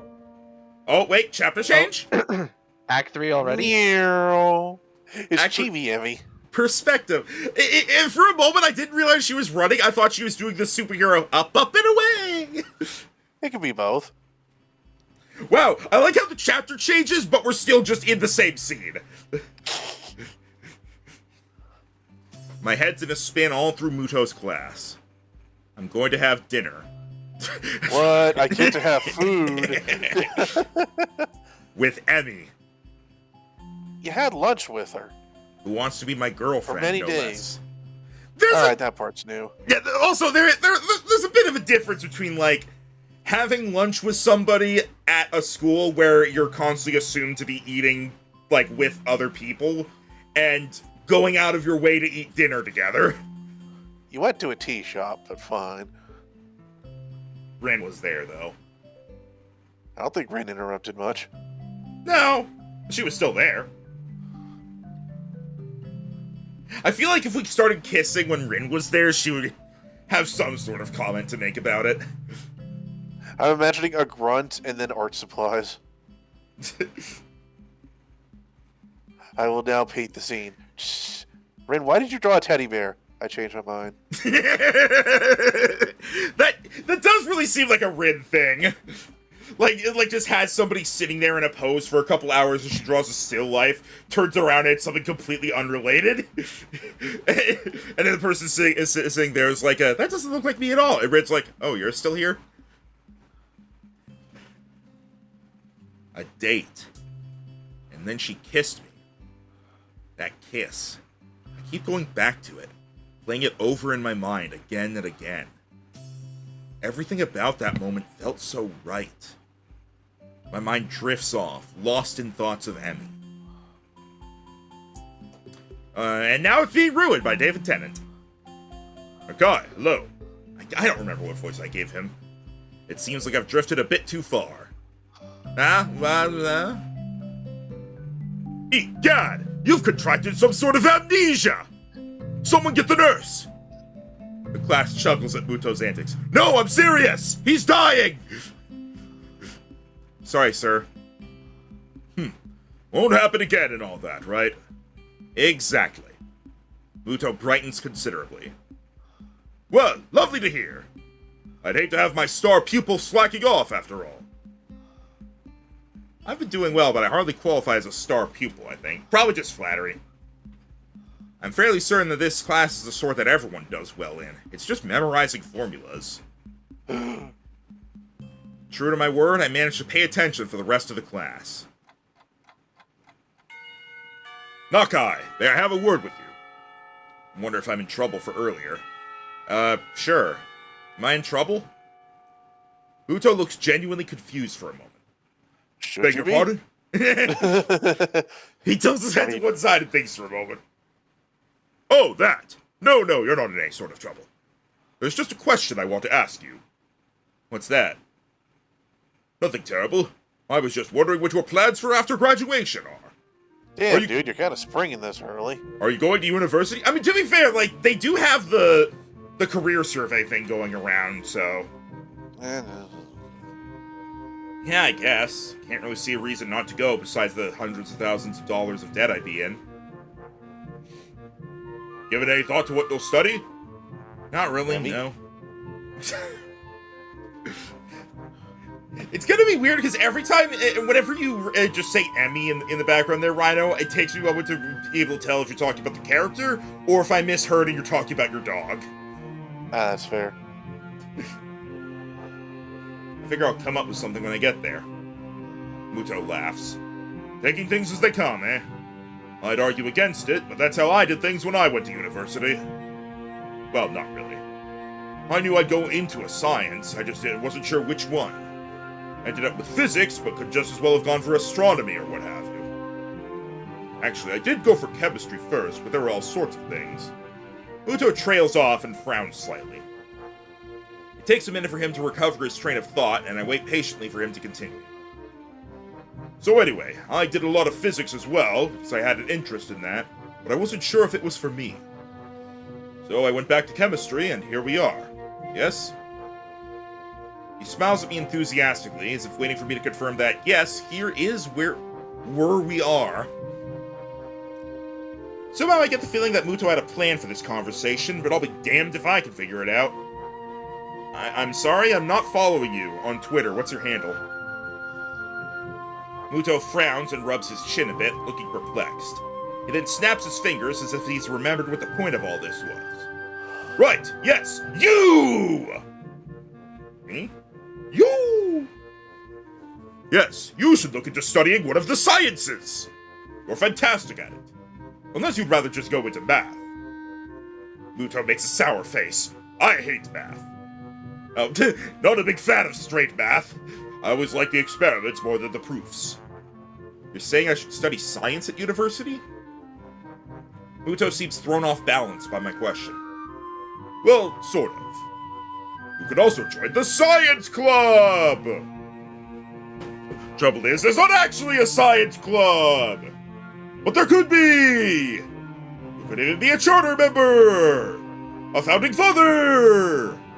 Of course you need to find other members! Well, only if you wanted to. We could just start it up with the two of us. And, I can give you things to read, and we can talk about them. And I could help you get ready for university and such as well. Wait! Muto rummages around in his briefcase and tosses me a book. Read that. If it's interesting, then we can talk about it. A Brief History of Time. I don't know if I actually want to read this, but Muto seems pretty excited about it. What's it about? Time, space, space-time, black holes and such. Did you know I'm the 10th Doctor? And it's not that dense, just to see if that sort of thing's interesting for you. You understand. Hang around after class and we can either discuss it, or I can show you how to make explosives in the lab. He waves a hand at my quizzical expression. Joking, sorry. Oh. Damn. Still, I've kept you here long enough for now. Think about science as a career path, Nakai. I think you'd enjoy it. Okay, I will. Thank you for the book. Zombie! That bit about the explosives out of the class reminds me of, my chemistry teacher in high school who told this one story of when he was back in, high school, in chemistry class. There's this one, other student that nobody liked. He was just, a grade A asshole. And would always, come in, just bam, slump down in his seat with all his force just to be as obnoxious as possible and then just be annoying throughout the entire class. And so at one point, my teacher spoke to his teacher and they figured out, they decided on something to do. And he got access to some materials or chemicals or whatnot that were not accessible to the students normally, and he created small explosives that he put on the bottoms of the legs of the guy's chair, so when he slumped down, the chair went up 2 feet. and the guy was like, Who did that? Who did that? Did you do it? Hey, I can't get access to those chemicals. What are you talking about?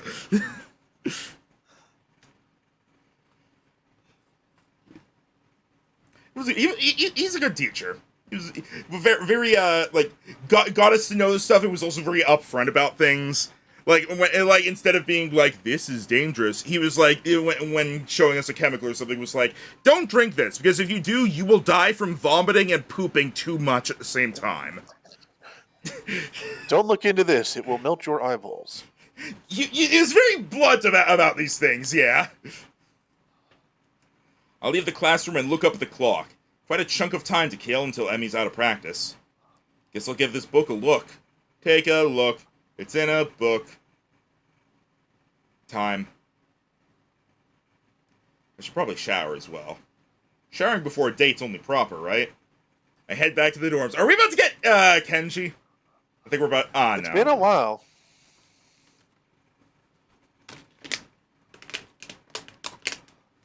Need our conspiracy for the week. I wonder where I'm supposed to meet Emmy anyway. I will say... I'm just imagining that we don't see Kenji anymore, and just at one point as we're leaving a scene, he reappears, but Sal's gone. He's just like, another one has fallen. Fades away.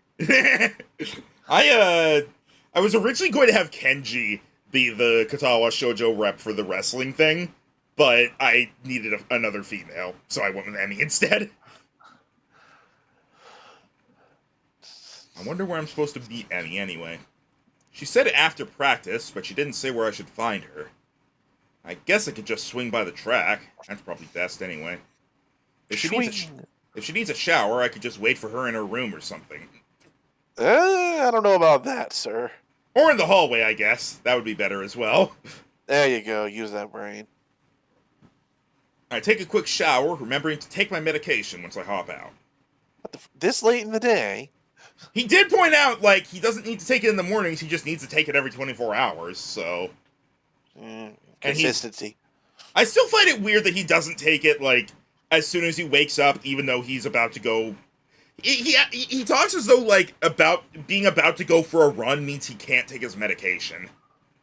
Take it after you're done showering after your run. Now for a look at this book. Time. Space. Hot Reading. This book is really boring. I don't want to read it. I wake with a start. Uh-oh! Shit, what time is it? A glance at the clock reveals that I've been asleep for nearly an hour. Thank goodness. Emmy's practice should be finishing up soon. I throw on some casual clothes and head for the track. The book has mysteriously disappeared. And in its place is a note that says, Kenji was here. Or it would say, but he's so blind that he's not able to write it, and so it's just squiggles. Somehow I get the feeling we won't be doing anything fancy for dinner. Emmy doesn't strike me as a very fancy sort of person. Bitch, please. I'm fabulous. That's a different word. No, I'm not. Still, I suppose there's a lot I have yet to know about Emmy. Despite our newfound closeness, I still don't feel I know her. I still feel like I don't know her as well as I should. What a great time to have conversation topics then. Ah, well, I have lots of time to fix that. Hey. To be honest, I'm looking forward to getting to know her more. Hey. I'm so caught up in my own thoughts that I hardly register that I'm already at the track. Emmy is nowhere to be found. I don't even see any signs of the track team. This could be embarrassing. I turn to head towards the girls' dormitory when I hear a shout. Hey, Sal. Aww. Hey! Casual outfits! Besides the track outfit. I expected her to just reuse that one. I turn around to see Emmy making a beeline for me with a gym bag slung over her shoulder. She's changed into some decidedly more casual clothing. A pair of shorts and an olive green top. Her running blades have been replaced by more realistic looking legs that probably wouldn't fool anyone. Emmy doesn't seem to care about that, a fact which makes me smile. Hey, you came. Wait, what? I mean, I figured you would, but still. You have that little faith in me? You could have waited for me. I suddenly find myself wrapped in a rather affectionate hug, and it proves to be impossible for me to keep what must be the world's largest grin off my face.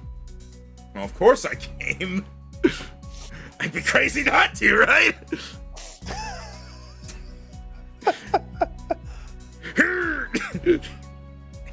Emmy ponders for a moment. You know, that's true. I mean, I'm pretty amazing after all. I shrug in response. I certainly think so. I thought he was going to say, hey, you're alright. It's an offhand remark, which is why I'm surprised to see that it seems to have caught Emmy by surprise. She blushes and smiles warmly at me before planting a kiss on my lips. Now it's my turn to be surprised. Emmy steps back, resting her weight on her back heel, looking pleased with herself. My brain fumbles for an appropriate response. I should compliment you more often. Emmy laughs and gives me a playful shove. Jerk. I throw an arm around Emmy's shoulders, and I'm pleased when she immediately leans into me, as if it were the most natural thing in the world. So, where to? Not actually sure. Where do people go on dates around here anyway? That's a damn good question. I've got no idea. Why don't we just head down to the Aura Mart and grab something portable? Emmy's face... Aura!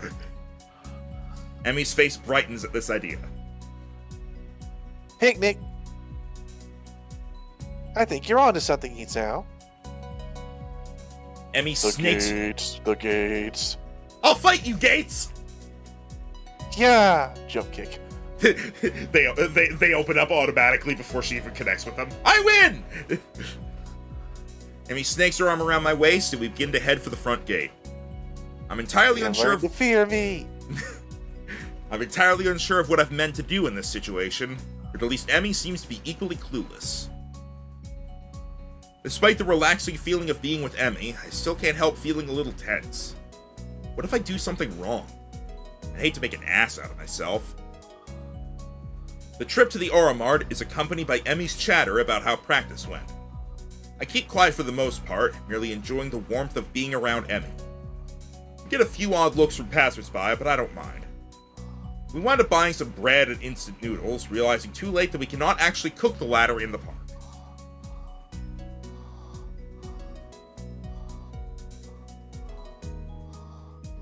Rhino? Oh well, I'll make it for lunch or something. That'll work. The park is located after a brief loss of direction that I blame entirely on Emmy. She, of course, blames me. We find a spot beneath a tree and sit down. I lean back against the trunk, Emmy sits across from me. I guess we should have brought a blanket or something to sit on, huh? Emmy shrugs.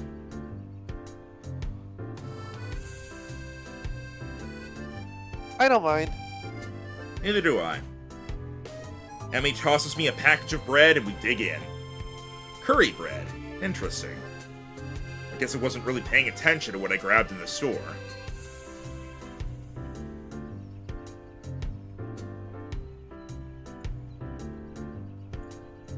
Rhino?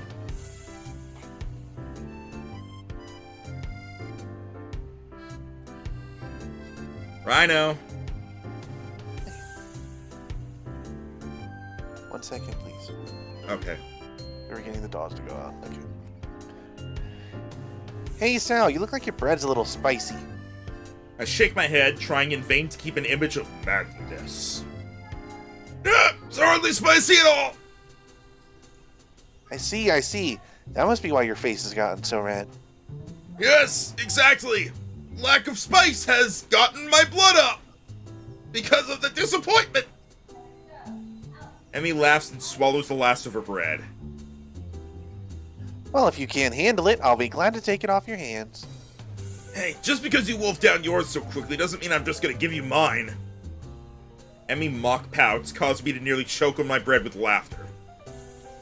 Oh, come on, Isao. Aren't you supposed to be more concerned with making sure I got enough to eat now? We're dating, you know. Though, Emmy looks troubled all of a sudden. I can't say I feel any different. What do you mean by that? What makes this a date? Just what we would have done anyway, really. But it should feel different because before, when we had lunch, we were friends, and now we're a level above friends. You sound like Rin. Laughter escapes and Emmy grins. Well, she might have put the thought into my mind. We talked about that sort of thing before. Really? About me? No, just stuff, really. Ren thinks that the change of a label from friend to girlfriend seems arbitrary most of the time. Like there's no difference between the two. I can think of at least one, you know. You don't tend to kiss your friends quite so much. For the second time today, Emmy blushes slightly and giggles. I suppose you're right. Exactly. I'm always right about things like this. Emmy rolls her eyes and chuckles. Guess you're pretty smart, huh? I nod in agreement. Yup. Even Muto thinks so. He thinks I should go to some scientific study after graduation. Emmy raises an eyebrow. Oh, really? Yeah, I'm thinking I actually might do just that. Really, the more I consider the idea, the more it appeals to me. I make a mental note to look into it a little more closely. So what are you thinking of doing after graduation? Still planning on running? Emmy shrugs, seeming almost a bit hesitant. I don't know. if I'm good enough and if I can find a team, I guess. I mean, you aren't sure? I haven't really thought about it, to be honest. Really? You probably should, you know. Graduation isn't that far off. Emmy fidgets a little nervously. Yeah, well, it's far enough, right? Besides, I've got other things to think about.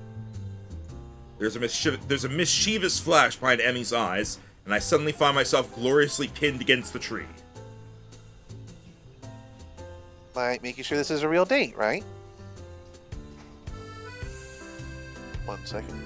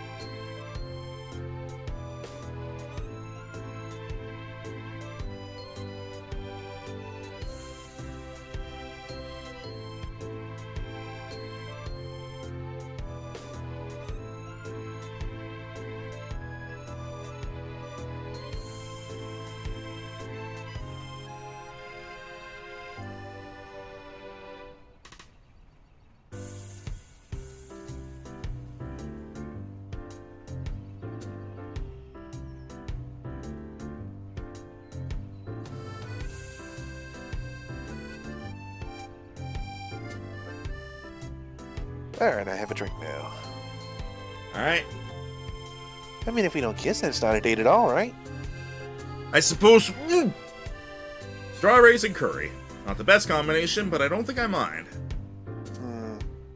Emmy sits back on my legs and grins again. Here, science would approve, right? I have the oddest mental image of Buto nodding seriously and making a mark on some checklist. I can't help laughing at the idea. Well, I'll admit this is the first time I've ever witnessed a kiss being met with laughter. Should I feel offended?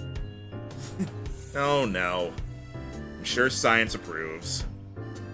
Emmy beams at me, and I find it increasingly difficult to keep my brain functioning properly. Oh, good. It is at this point I notice that Emmy has stolen the remainder of my curry bread while I was otherwise occupied with images of teachers wielding clipboards. Hey! I'm getting a slight bad feeling here about maybe a particular personality trait of Emmy's, but we'll see. We'll see what comes of it. What are you thinking? I'm thinking maybe she's deflecting with physical stuff so she doesn't have to think about the future. Maybe. Emmy tries to look innocent, but considering she's just crammed the last bits of my bread into her mouth, it does not appear to be working. Huh? Alright. Thief! A shrug from my companion is all I get in response. You used your feminine wiles on me! I wasn't that hungry anyway, but I still feel that the point needs to be made. Emmy seems confused by the phrase feminine wiles, but the understanding dawns on her features after a moment's thought. Wasn't anything of the sort. You were laughing. Feminine wiles don't involve laughing. Guess I can't argue with this. That doesn't change your thievery. Emmy laughs at my injured tone and gives me a playful shove. Fine, you can have the instant noodles. Are you kidding? That stuff's terrible. If anything, you should definitely eat it as punishment. Another laugh from the girl sitting on my legs. Both of which have fallen asleep by now. What the?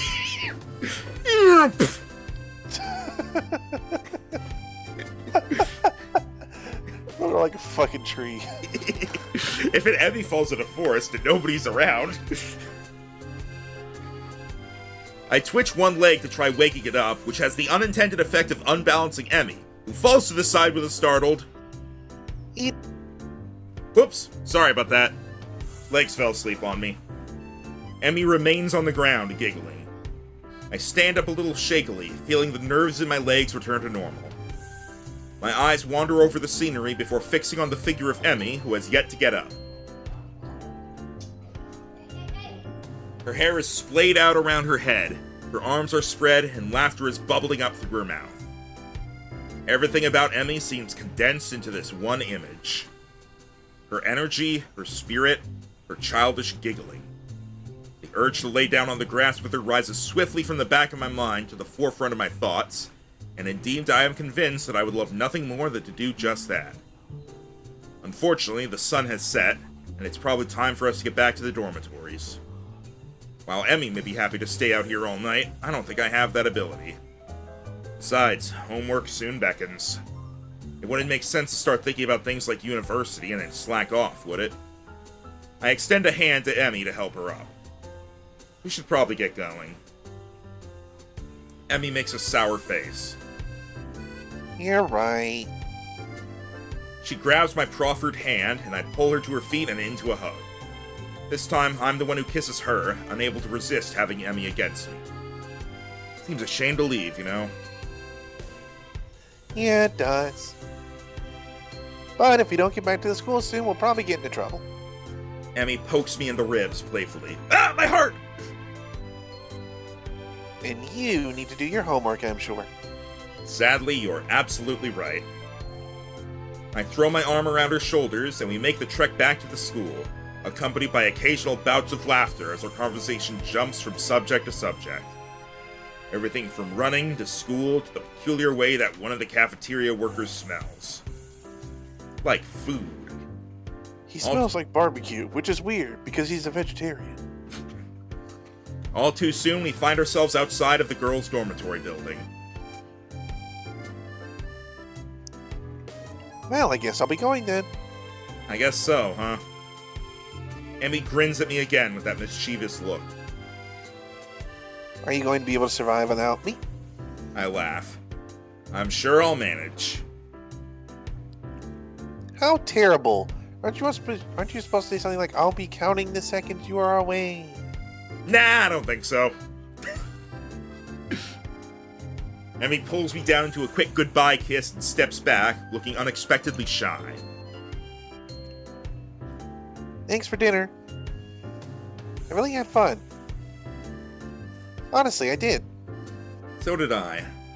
I think we shall have to do it again sometime. Emmy laughs at my deadpan delivery and nods. See you bright and early tomorrow morning, right? You gotta run off that bread after all. Of course, despite the fact that you ate most of it! Yes, despite that. See you later, Isao.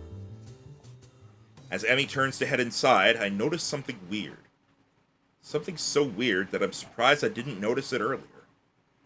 She's limping slightly, favoring the left leg. That also might be why she's hesitant about finding running. Hey, Emmy!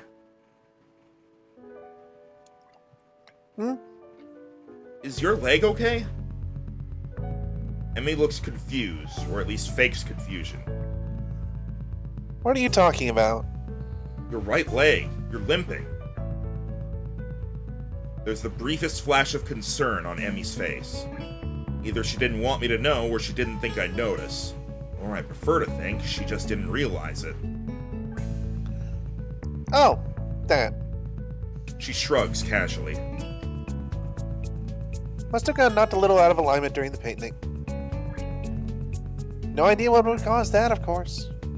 I think back to being pinned under the tree. Ah. You should have told me. We could have stopped and fixed it, you know? Emmy waves a hand airily. Nah, it's not that big of a deal. Don't worry about it, okay? It's fine. Why do I get the feeling she's convincing herself as well as me? We have a choice now. Yeah. First off, save. Right.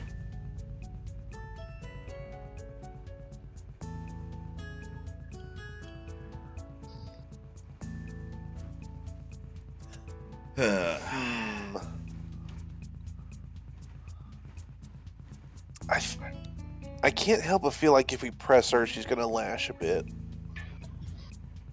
But it's like, it also seems like if we don't press, she'll never really tell us.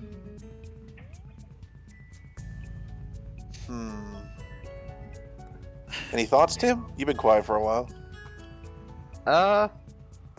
Just realistically, just me, I'd probably press it. Though if you want an answer, I have the guide to get the good ending in front of me. Let's not do that. Okay. I honestly would probably leave it for now, because even if I think she's hiding something, this is like first date, and I know, like, you know, from the perspective, because it's a game and they wouldn't point it out otherwise, it's not the case, but it could, like, if I was in this position, I'd be like, well, it could be that she's actually telling the truth, it just got, the foot just kind of got knocked out of alignment, and, like, kind of a wait and see if it continues sort of thing. Because there's this, and there was her stumbling after the track meet, and that's pretty much been it. Yeah, she's been running fine. Yeah, so, like, for now, I would probably leave it be, and just, like, keep an eye to see if it keeps happening. Makes sense to me. Now my question is this. Now that we've debated it, and have decided on our course of action, do we then ask him what the correct source of action is? Or course of action?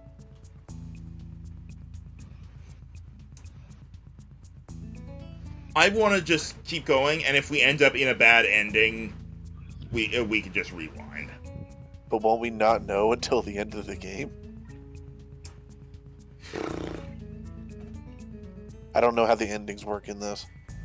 Tim, without telling us the correct answer for this here, is it a case where, like, each choice contributes towards whether or not we get the bad ending, or are there some choices where it doesn't matter? For Emmy specifically, there's only one choice that determines the ending you get. Is it this one? No. Okay, that's what I figured I was gonna ask. Don't tell us what the correct thing is, but tell us if this choice matters. So I'm gonna let it rest.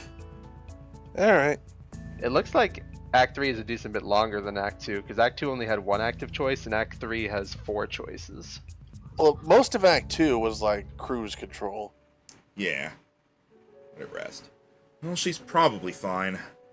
I imagine she'd say something if it was really a problem. Heck, she'd probably get annoyed if I kept bringing it up. Now, really, I need to get going. That too! That too. Your attempts to keep me around are doomed to fail. Of course. Just prolonging the goodbye, I suppose. Another grin lights up Emmy's face. Good night, Isao. Good night. As she limps inside, I find myself hoping she's okay despite her assurances that she's fine. I think I can call this a successful first date. Hell, any day that ends with Emmy pinning me under a tree to kiss me can't be bad, can it?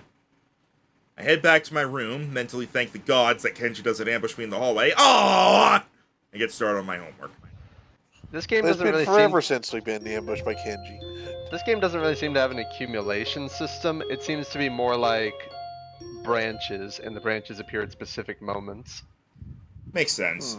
I will say, when we reach the choice that's like the one that determines whether or not we get the good ending or bad ending, I think, like, say that this is the choice, but don't tell us which the correct choice is. It's a weird thing where the bad choice actually gets you more story. The good choice gets you the good ending, and it just ends. Wait, how is the... So the bad ending has more to it? Yes, if you get the good ending, you just end with Act 3 and that's it. And if you choose the bad option, you get an entire 4th act, but you get the bad ending. Jeez, what the heck? That's stupid. That's strange. Are you sure there isn't like a secret third thing or something where you No. like bounce back from the bad ending? Not from this guide that I found, no. It just says after a specific choice, Act 4, quote, good ending. But then if you choose the other option, Act 4 doesn't have any choices, but you get more story. Huh. But like I said, you get more story, but it's the bad ending. But I don't know what the actual ending is. Honestly, probably just go for the ending, but huh. Alright.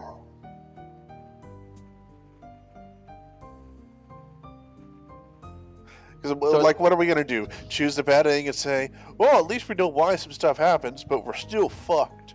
It's like you could make a save point right before the choice that matters, see what the good ending is, and then after you get it, decide to make the other choice and see what Act 4 plays out as. I think that's... I guess, but I feel like that would have, like, a sour taste in my mouth. Or we can do the opposite, where you choose the bad ending first, and then rewind to get the good ending. I think we'll do that. We'll probably do that. It feels really weird that they would have more content for the bad ending.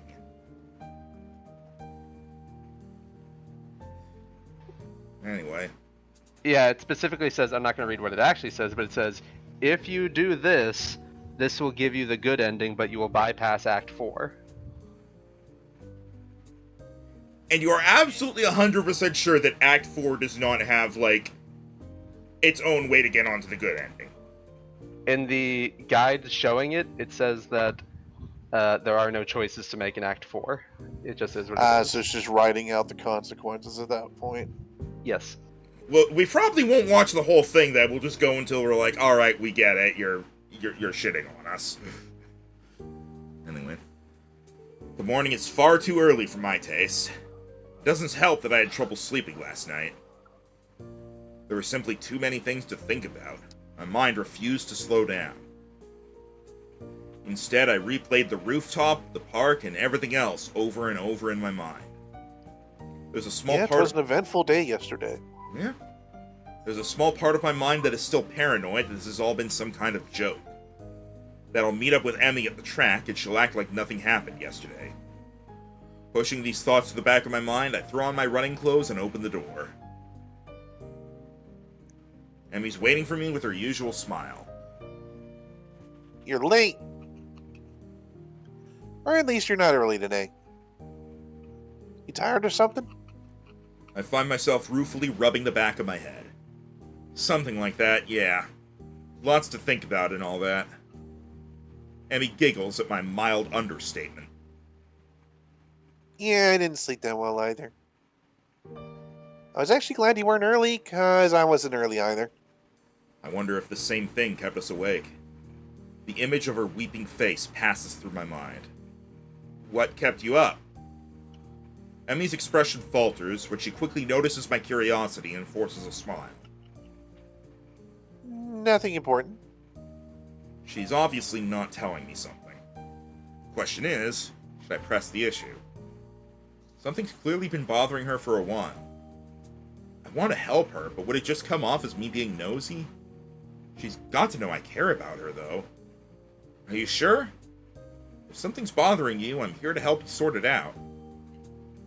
Emmy laughs then, but it's not her usual laugh. There's an edge to it that seems almost bitter. Sorted out? I'm not sure it can be sorted out, Hisao. An almost grim smile crosses her lips. It's like a smile of resignation. I don't think you can help me anyway. That hurts. I don't want to say that it hurts to her, but it does. Doesn't she realize I want to be there for her when things go wrong? Well, I won't push you on the matter. But I'm here for you if you decide later that you'd like to talk about it. It might help. I can see the debate raging behind Emmy's eyes. I think that's the proper thing to do in this situation.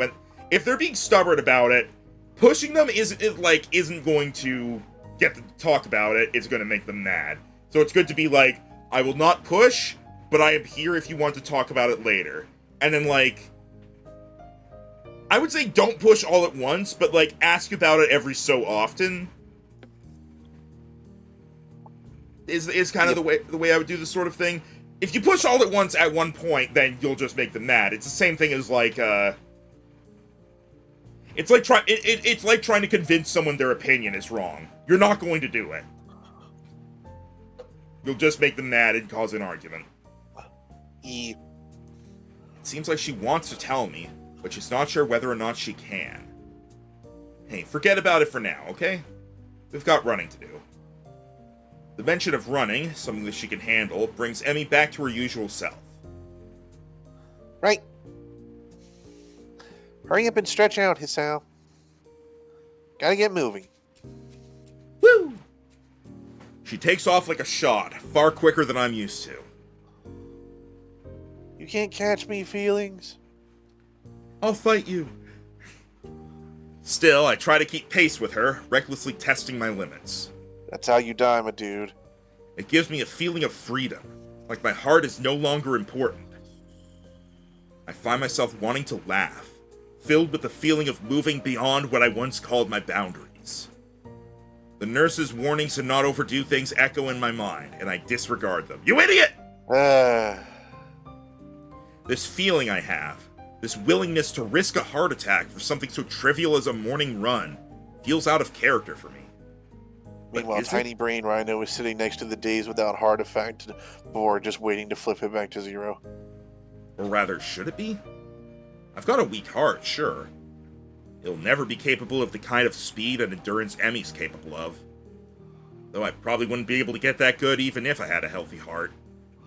As we round the final bend, I feel my legs screaming in protest, but for the first time I ignore them.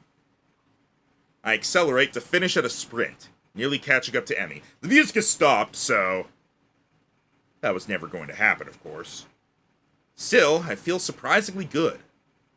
Oh sure, my legs feel like they're about to catch fire, and I'm having trouble staying upright. But there's been a shift of some sort today. And it's all thanks to the girl grinning at the finish line, waiting for me. That felt a little faster than usual. My comment is met with a grin and a shrug. Can't have you think I was going to go soft on you now, can I? But you managed to handle it just fine. Well, I couldn't have done it without you.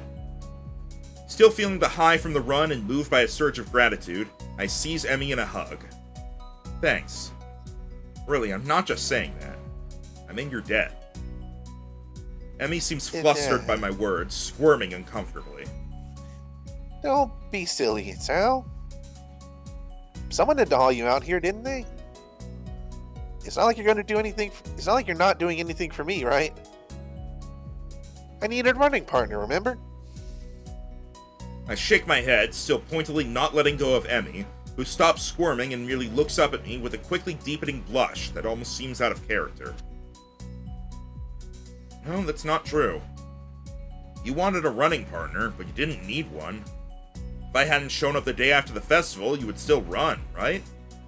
But it doesn't work the other way around. I only managed to make it out a few times before the festival.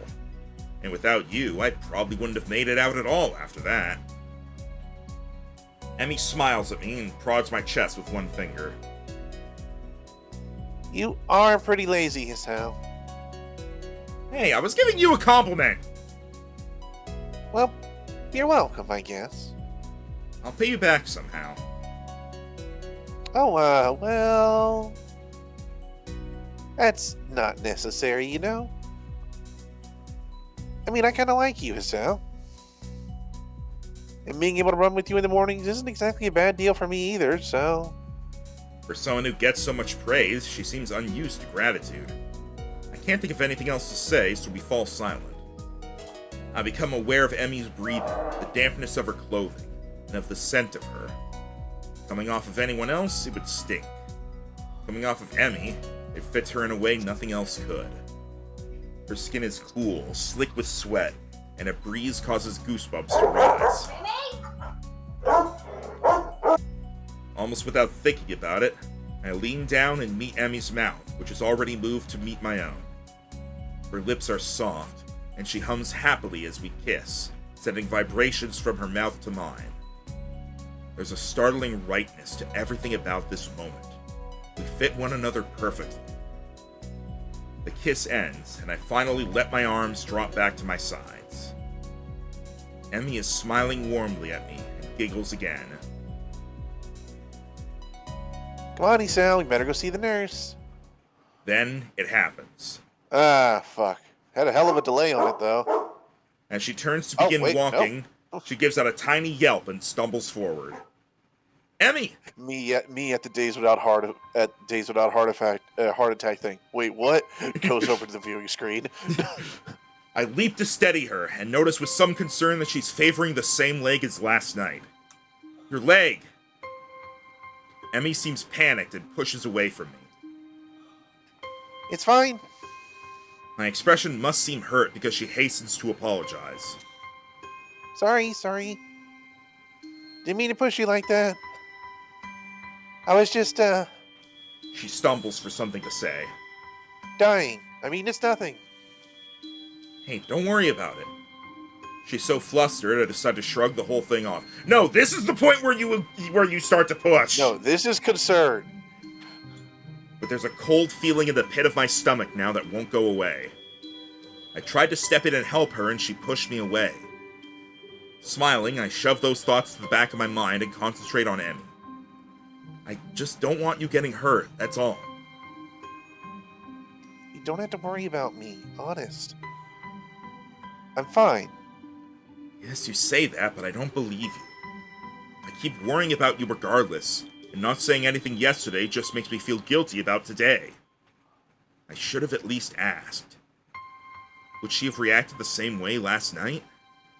Guess I'll never know now. So if I asked about it previously, I guess I would ask again about it again today. But because I didn't, I don't. Which,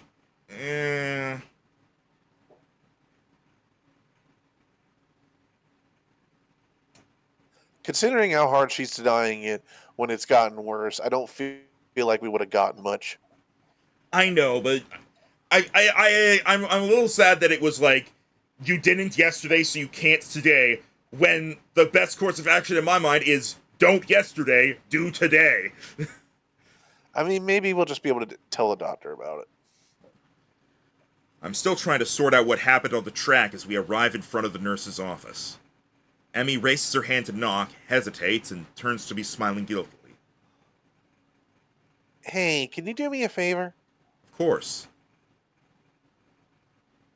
Can you tell the nurse that I'll see him later? No, you come in right now! Yeah, I just remembered that I got some stuff to take care of before class. So I really need to get moving. I peer at her closely, and she fidgets under my stare. Yeah, she's clearly just avoiding the nurse. That leg of hers. Well, whatever. I said I'd help, and so I will.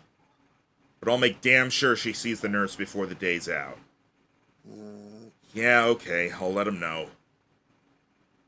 Emmy looks like I've just given her a pony on Christmas. Thank you so much. For playing my game. You're the bestest, Al. I am rewarded for my complicity in her lie by a kiss that makes it all worth it, or so I tell myself. Damn it, she's bribing us.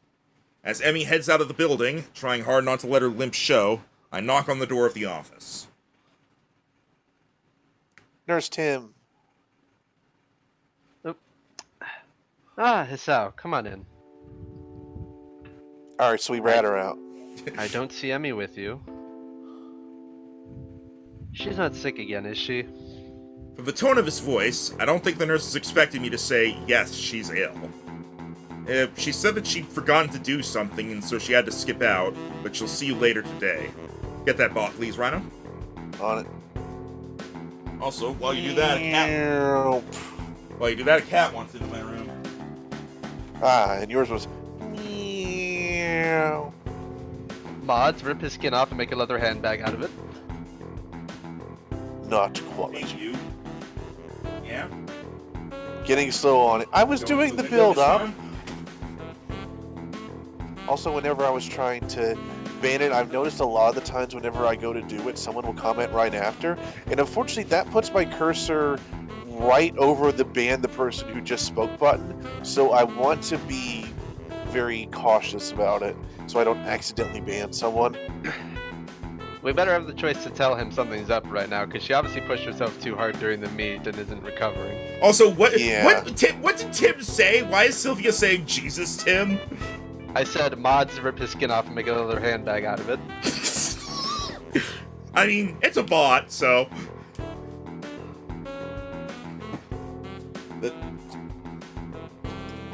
Enjoying the view up there? Meow. It's the same view as every other time, you know. Ah.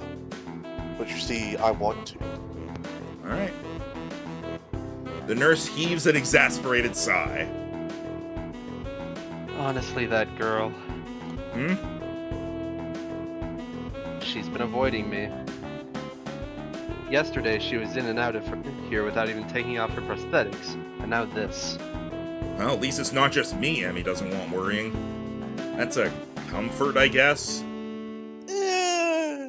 Still, I feel like I should say something about her leg. I said I'd lie for her, but she really needs to see him. To be fair, you told him what she wanted you to tell him. Any extra shit's on you. Choice. It is, I mean, I don't know if I had a choice yet, but, I will say this. Never, ever, under any circumstance, period, keep things from or lie to the medical professional. Yeah. The end. But what about the end? Unless it is, like, explicitly something completely unrelated. Like, don't, like, but, like, specifically, if it's about what's going on with you. If he asks questions, you answer them truthfully. If there is anything coming up that is wrong or different, you bring it up. Anything. Sylvia, there are two people you tell everything. Your doctor and your lawyer. Yes. Yeah, even if you've taken illegal drugs, your doctor won't really care about telling the police. They just want to know because that's what's important for proceeding. Also, medical Took illegal drugs. confidentiality. Okay, well, can you not? It's bad for you. Yeah, that's also why they have medical confidentiality, so that you don't hide shit from them and they can save your life. Or whatever. Now that you mention it, she was limping pretty badly today. Hey, we told her! Go. Yay! And last night as well, after we, I mean, never mind. It's weird because we saw her without her prosthetics on and we didn't see anything weird, but... We're not a maybe medical you see professional. Yep, true. The nurse's eyes narrow at the words last night. And what exactly were you two doing last night? Fuck it! We went on, we just said we would literally just tell him we had a dinner date. We were, on a date. There probably was a scene that got cut out. No, because we're keeping an eye out for those. Plus, it specifically, from what I've been told, the way it does those is that it will, kind of transition to a JPEG of food, and then it will go back to the main thing. It's very obvious when you reach a point. Dew on the Grass says it shows delicious food. Yeah, I do know that apparently there's one that shows like that has happened to people is they're doing they find an H scene with Hanako, and it transitions to a picture of fried shrimp. We were on a date. I'm just imagining someone was kooky with it. It was like, and then things happened. What makes you say that? There's a taco on the screen. The nurse raises his eyebrows as if surprised. Really? Interesting. Huh? Oh, nothing. Hi. Huh. Hi, you. Sorry, I have someone in my lap now. He has decided he wants to be on my shoulder now. I He's heard a talk parrot. of pirates, so now I have a parrot. Hi, you. Are you just... This is comfy to you? This is I not imagine comfy. they're doing the cat thing where they have like all four of their paws almost in the same spot balancing on something. No, he's not like standing on my shoulder. He's got his front half draped over my shoulder, and I'm having to support him by his back legs, because if I don't, his front claws drag against my skin. Ah. And he's You're not like, gonna wear it like a boa? And he's now like, this is comfy for me. And I'm like, really?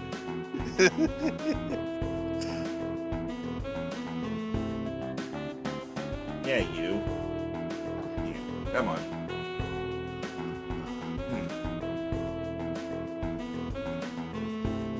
There we go. All right. I sent I him always down. find it neat whenever you see some people's houses where they have literal like cat highways on the walls.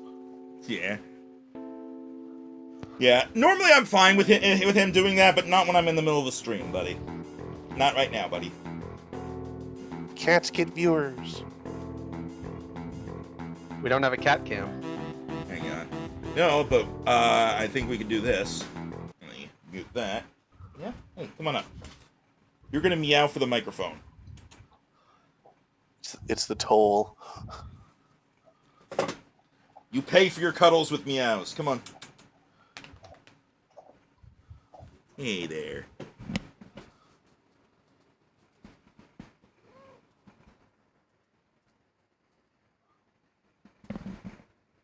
Yeah. Yeah. Yeah. Yeah. Yeah. Yeah. Yeah.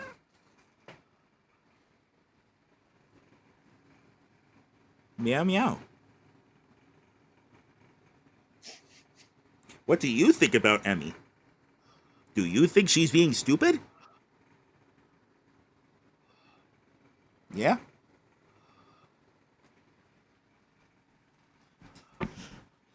He just gave me the look of, I'm done meowing. Alright. Put me back on your shoulder. No. When I'm streaming, you will take the bed and you will like it. Remy, leave my slipper alone. His gaze turns thoughtful, and then he grins at me. You don't think you can use some of that boyfriend charm to get her to come see me today, could you? Of course. I was planning on doing that anyway. I think she's really hurt and just pretending she isn't. Yes, she does that. Afraid I'll make her stop running. Will you? I don't like to, but if it's bad enough that she's been limping, well, I guess I'll have to see what's wrong for myself before I make that call. Hey, he's like, look, I don't do it to be mean. I do it because it's needed. Emmy, not allowed to run? Here's the thought. I don't know if she'd be able to function without running. No wonder she's reluctant to admit anything's wrong. Well, I'll make sure she sees you. Good. Oh, and before I forget. He grins at me again in what feels like a vaguely threatening manner. Don't forget that I know what medications you're on. You be careful around Emmy, got it? Wow, he looks serious too. Does he? That's it. Got it. Don't hurt Emmy. Wouldn't dream of it. Grand. I'd hate for you to be late. Huh? Late, as in the late Hasao Nakai. Alright, I like that line. He frowns briefly, dissatisfied. Sounded better in my head. I thought it was alright. Well, at any rate. Get out of here before you miss your first class. Now you've got things to do, I'm sure. Shoo. Boot. As I leave, I notice the nurse pulling out his phone and dialing a number. Hello, Domino's? Oh. Mako, your daughter's being a pain in the ass again. I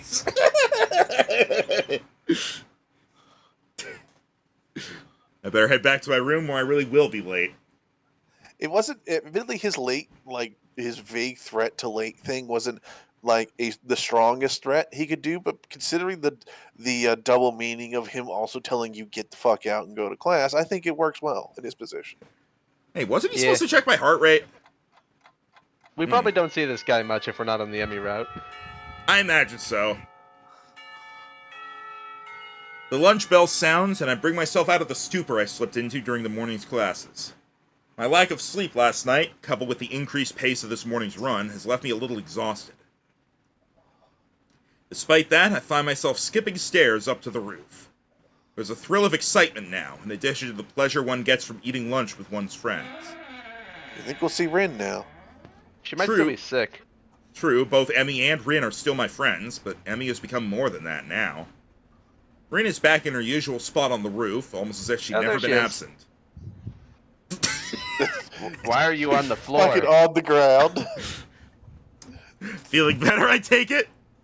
I love that this is just her usual sprite, but just with the shading and the position being just so skewy, it's just funny. Yeah. A raised eyebrow is my reward for speaking. Better than what? Better than you felt yesterday? Rin gives my question some serious thought. I'm not sure. I think I might have felt rather good for some of yesterday, but it's all fuzzy. That would be the drugs. It may have been all the meds. Too much cold medicine? Well, I was asleep, and that usually is pretty good. Hit or miss. But I can't remember what it feels like to be asleep, because I'm not conscious for it. Fair. It's a real problem. Then again, if I knew how good it felt, I might not sleep anymore. But this way I keep trying, so I guess that's how I can keep from being overtired. An eternal mystery to keep you sleeping at night? Maybe mystery is the wrong word. Intangibility might be the proper way to describe it. I see.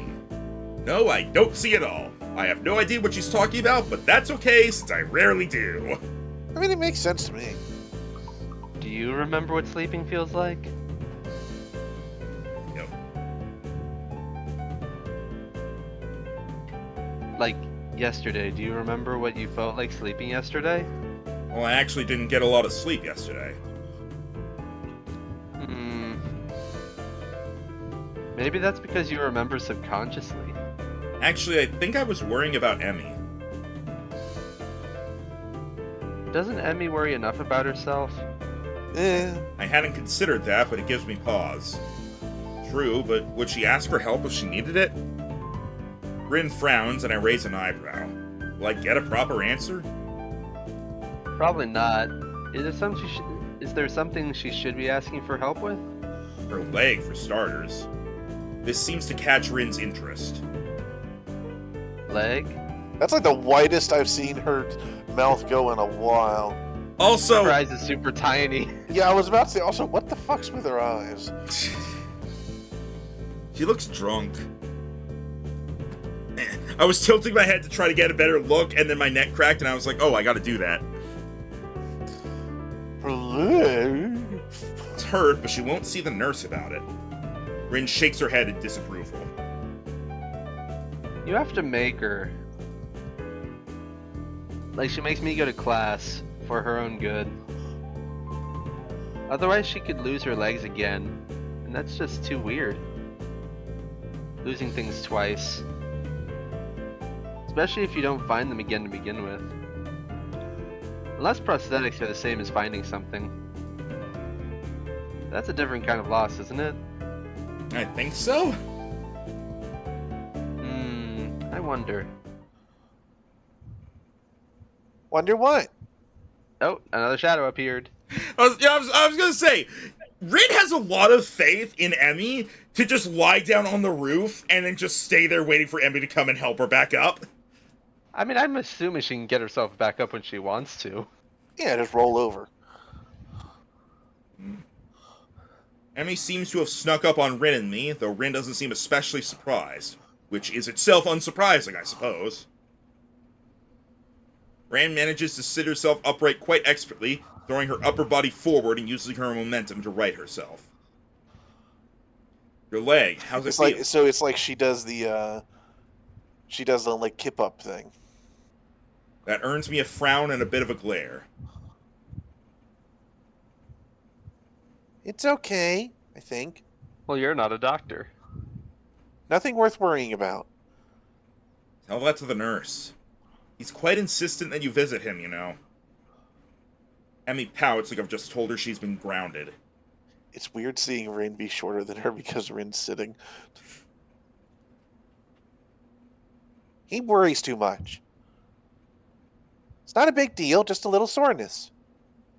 I try to resist rolling my eyes in exasperation. Trade instead for disapproving frown. If it's nothing, then you should have no problem seeing him, right? Emmy narrows her eyes suspiciously. Did he put you up to this? Well, maybe. A little. That's not the point. I would have reminded you to see him anyway. It would be terrible to see you really hurt and not doing anything about it. That would make it worse, and I don't really want to see you hurt, you know? Call me crazy, but I kinda would prefer to see you happy and healthy. With each statement, Emmy's frown fades a little more, until eventually she's grinning, albeit a little shyly.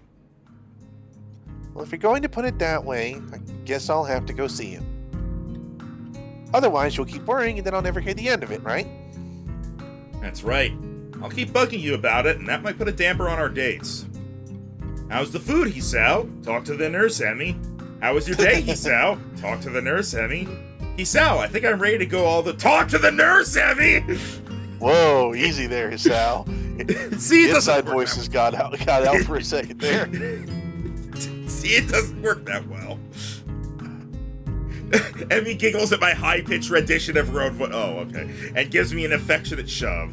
Alright, just moving on past that, huh? Alright. My voice isn't that high, jerk. Talk to the nurse, Emmy! That was your line. What the... I didn't mean to do that.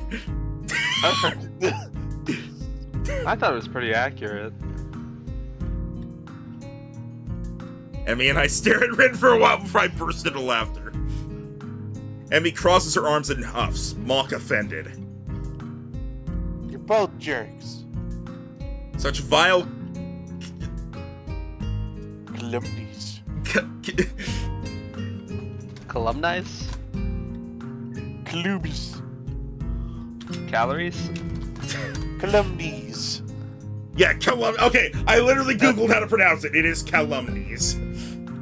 She got clumsy knees. She doesn't... Oh, I guess she does, but... No, she does. Such vile calumnies from you, young woman. I'm gonna add that to my vocabulary. I'm stunned that you would call me, of all people, a jerk. I like that Honestly. he calls her young woman when she's the oldest in the cast. I don't think he knows that, to be fair. Honestly, I just... What else would he call her? Tiny woman. I don't know what to think. Emphasis on the first syllable, no, so... Calumnies? Calumnies. I don't know. Did you have the bots say it aloud? No, I just looked it up and... Hang on, let me try. Calumnies. Calumnies. Callum's knees! Preach Callum sneeze. Emmy sticks her tongue out at me as I try to figure out how to say calumnies. He definitely just heard that word in class and wanted to use it. I learned that word from Jack Sparrow? I don't remember him saying that. But he does have a lot of rants that go over your head if you're not paying attention. Slander and calumny. I only saw the first 2 Pirates movies, and that was 15 years ago. I've seen them all, and I don't remember him saying that, but also I don't think I would remember him saying that. You ass. So, Rin, how's the art club these days? Talk to the nurse, Emmy. Rin, we're not dating. That's news to me.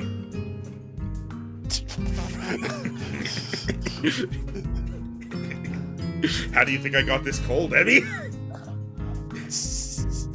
Rin, seemingly as surprised by this sudden change of topic as I am, takes a minute to think before answering. I believe it is okay. I was expecting Rin to be like, sticky. Although Nomiya keeps telling me to work harder.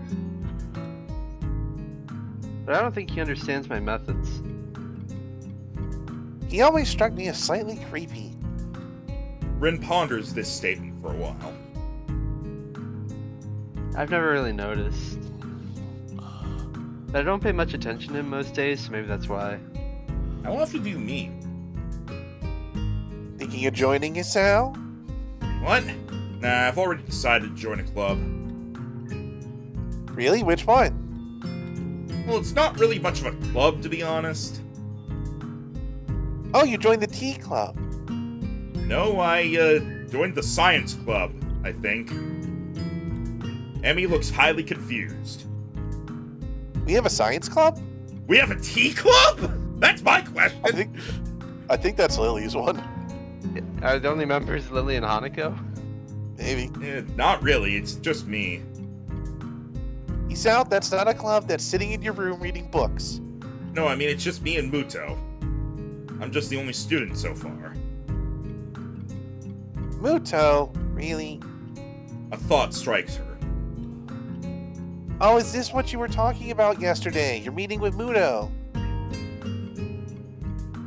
Yeah, that was our first meeting, I guess. May I post the link, banger 15-second clip? Sure. Yeah, go ahead. Rin fell asleep. Emmy giggles. Nerd. Hey, I can't help being clever. Nerd. You know, I could have used your help years ago. You should have had your heart attack earlier in life, Isao. I laugh, and then realize this is probably one of the very rare times I've laughed about my heart attack. Hindsight. Yeah. The ringing of the bell ends our conversation. Guess we better go. Yeah, I guess so. Come on, Rin, you too. Rin has apparently begun to doze off, so Emmy gives her a sharp bump. Ah, Tim wasn't kidding. Gut punch. I almost had it. Sorry, but you need to go to class. I rise. I disagree, but maybe if I nap in class, I'll get it this time. Changing location is sometimes helpful for that kind of thing. Neither Emmy or I bother asking what it is. Zombie! Zombie. As we arrive at my classroom, Emmy gives me a quick kiss and heads down the hallway, Rin in tow. Oh boy. I turn to enter the classroom to be met by the duo of Shizune and Misha. To be fair, it's been a while. I know, but doesn't mean I'm glad to see her again. Misha seems to be fighting a losing battle to keep from breaking into a fit of giggles while she translates Shizune's latest rant. While we are pleased, nay thrilled, to see how well you've managed to make new friends and forge relationships, and with such a cutie too, Hee-chan. I think the last part's probably Misha. We nevertheless feel compelled to politely remind you that public displays of affection are strictly forbidden. Really? That's disappointing, Shi-chan. By Section 8 of the Code of Conduct laid out in the Student's Handbook. In this case, however, ignorance of the law may be your excuse, as we are feeling lenient. And the paperwork required to punish the both of you would only add to the already mountainous volume of work which confronts us, the sole members of the Student Council. And besides, you two are adorable together. Therefore, consider this a formal warning, and please refrain from such displays in the future. At least when Shizune can see you, Hee-chan. This whole spiel is so patently ridiculous that I can't help but reply in the same pompous manner. Well, I for one feel enlightened. I apologize profusely for my rash actions, and will strive to contain my baser impulses which, I fear, impel me towards such inappropriate displays of public affection. It is hardly my wish to burden an already overworked student council with such petty matters, and will do my best to make your lives easier in this matter in the future. At least, when Shizune's watching. That last line is delivered with a wink to Misha, who finally loses control of her laughter. Wahahaha! Well said, Hee-chan. Chuckling a little myself, we enter the classroom. Yay! In other words, Shizune, mind your own fucking business. To be fair, most schools have that rule. It's just because people will tend to get wrapped up in it, or people that are uncomfortable with such things don't need to see it. So that's why they're like, public display is bad. Go to your room.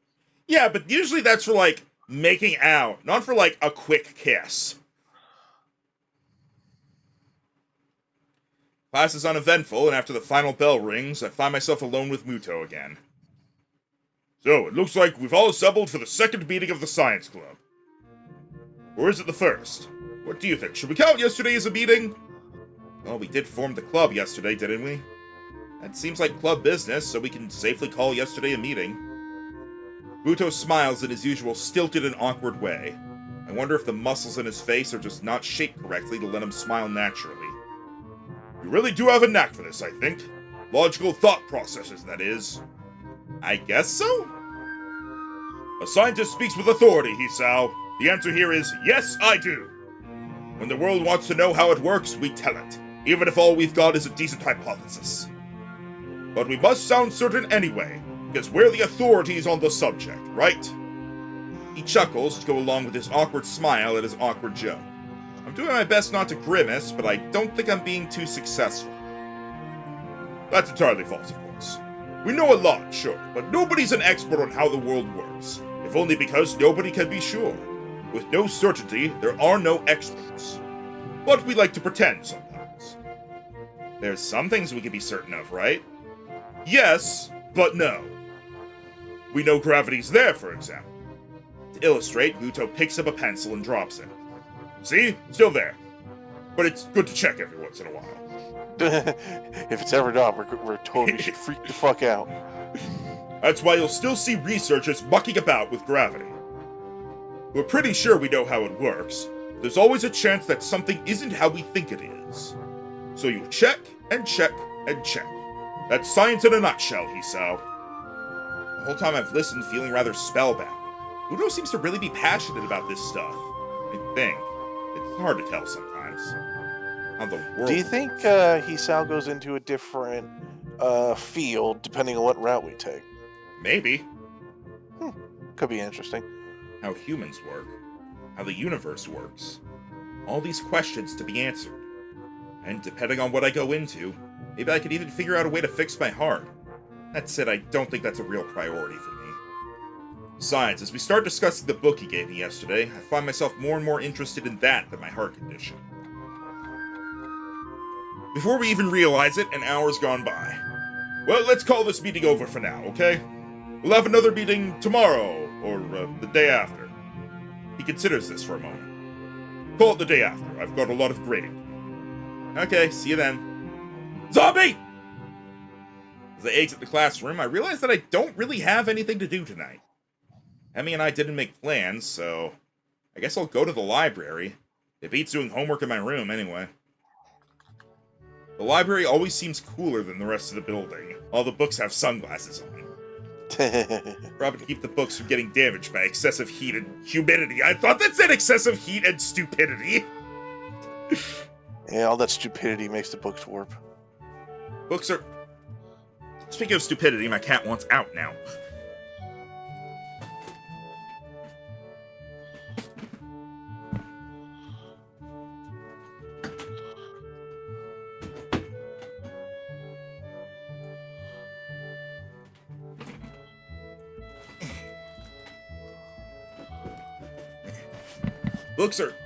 Books are sturdy objects, but if you want to keep them in good condition, it takes a little effort.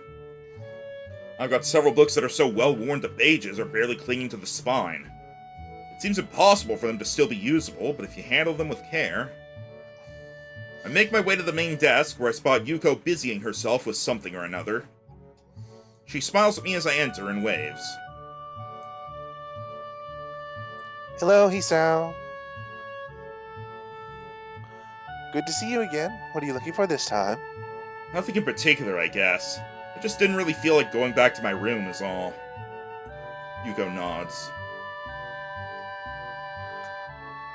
Well, if you're unoccupied, maybe you could help me look for something? Sure, what do you need? Is it the cryptography book again? Yuko brings a finger to her lips and looks around furtively. She seems to be looking for eavesdroppers. Come closer. I take a few hesitant steps forward while feeling distinctly unnerved. Yuko lowers her voice to a confidential whisper. I'm on the trail of the Yamaku cat burglar. The what? This music. The what? Shh. The walls have ears, Hisao. Or they might. But listen, those missing books, remember them? Yeah? Well, they weren't missing. They were stolen. I'm convinced of it. I remember you saying something of the sort earlier, but how do you know?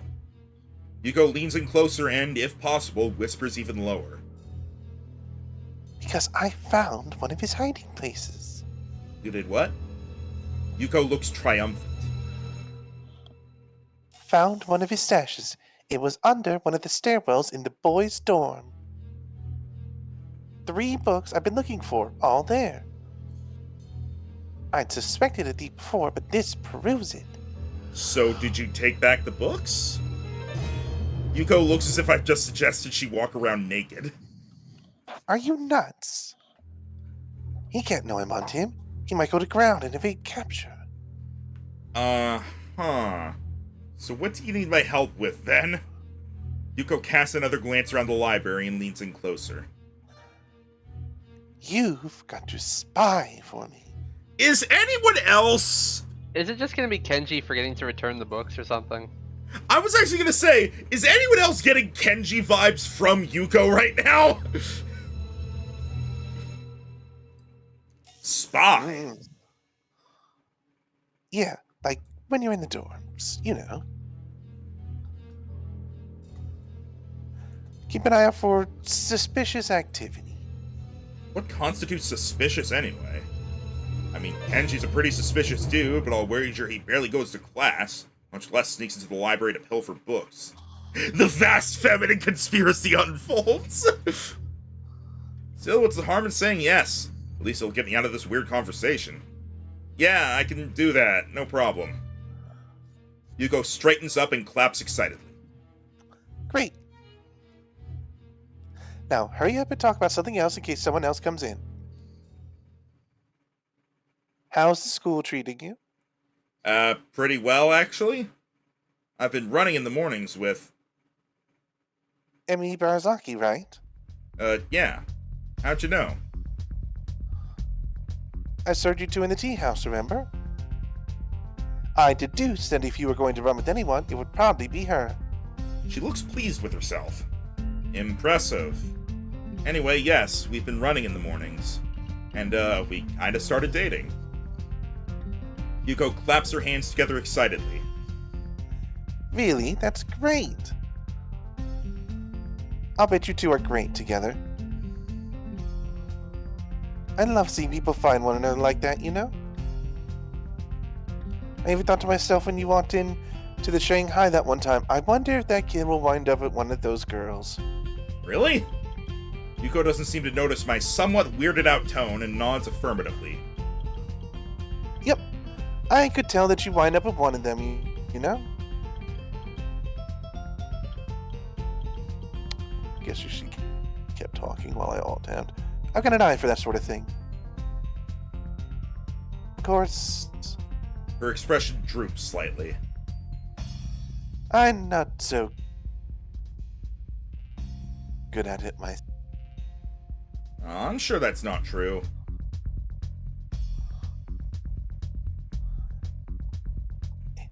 Oh, it's true. I met this guy once. Got along really great, but it turned out that he was younger than me. And that was kind of weird, but not terribly so. What was really weird was that he disappeared one day, and I've not seen him since then. Huh. That does seem kind of odd. Doesn't it? I hope it wasn't something I did. I feel compelled to reassure her. I'm sure it wasn't. I intend to try and calm her down further, but the both of us jump in surprise at the ringing suddenly coming from my pocket. Ringing a ding ding dingy dong. Yuko sighs to steady herself as I pull the phone from my pocket. I feel a little sheepish for indirectly causing the incident. Emmy, what's up?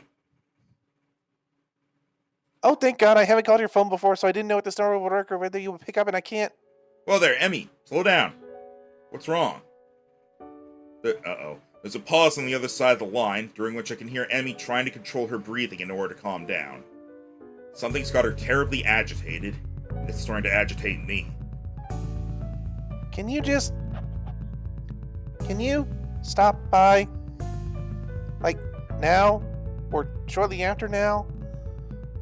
I really, really need to talk to you. There's a tone of pleading in the last sentence that I don't think I've ever heard from her. Of course, I'll be right there. Hold steady, okay? In my increasingly agitated state, I've apparently started saying things that don't quite make sense. Okay, I'll be okay. See you soon. Fucking flip bombs. I press the button to end the call before slipping the phone back into my pocket, apologize to Yuko for running off, and run off. I get what he means. It's still funny. Perhaps at some point I would have stopped to think about the time, or how suspicious it looks for a guy to enter the girls' dorm at this hour. Except right now, I'm just concerned with getting to Emmy and finding out what's wrong and how I can help her. I knock on the door and am greeted with a subdued... Come in. She's Something stuck is, on the floor, isn't she? something is very wrong as I stare at the scene before me. Emmy's there, yes. but she's in a wheelchair, Whoa. and her legs are missing. I glance around the room and see them sitting in a corner, looking like they've been thrown there. Emmy responds to my entrance with a lopsided grin that is both pleased to see me and completely, utterly heartbroken. Hi, Sal. It looks like she's been crying, but if she was, she's stopped now.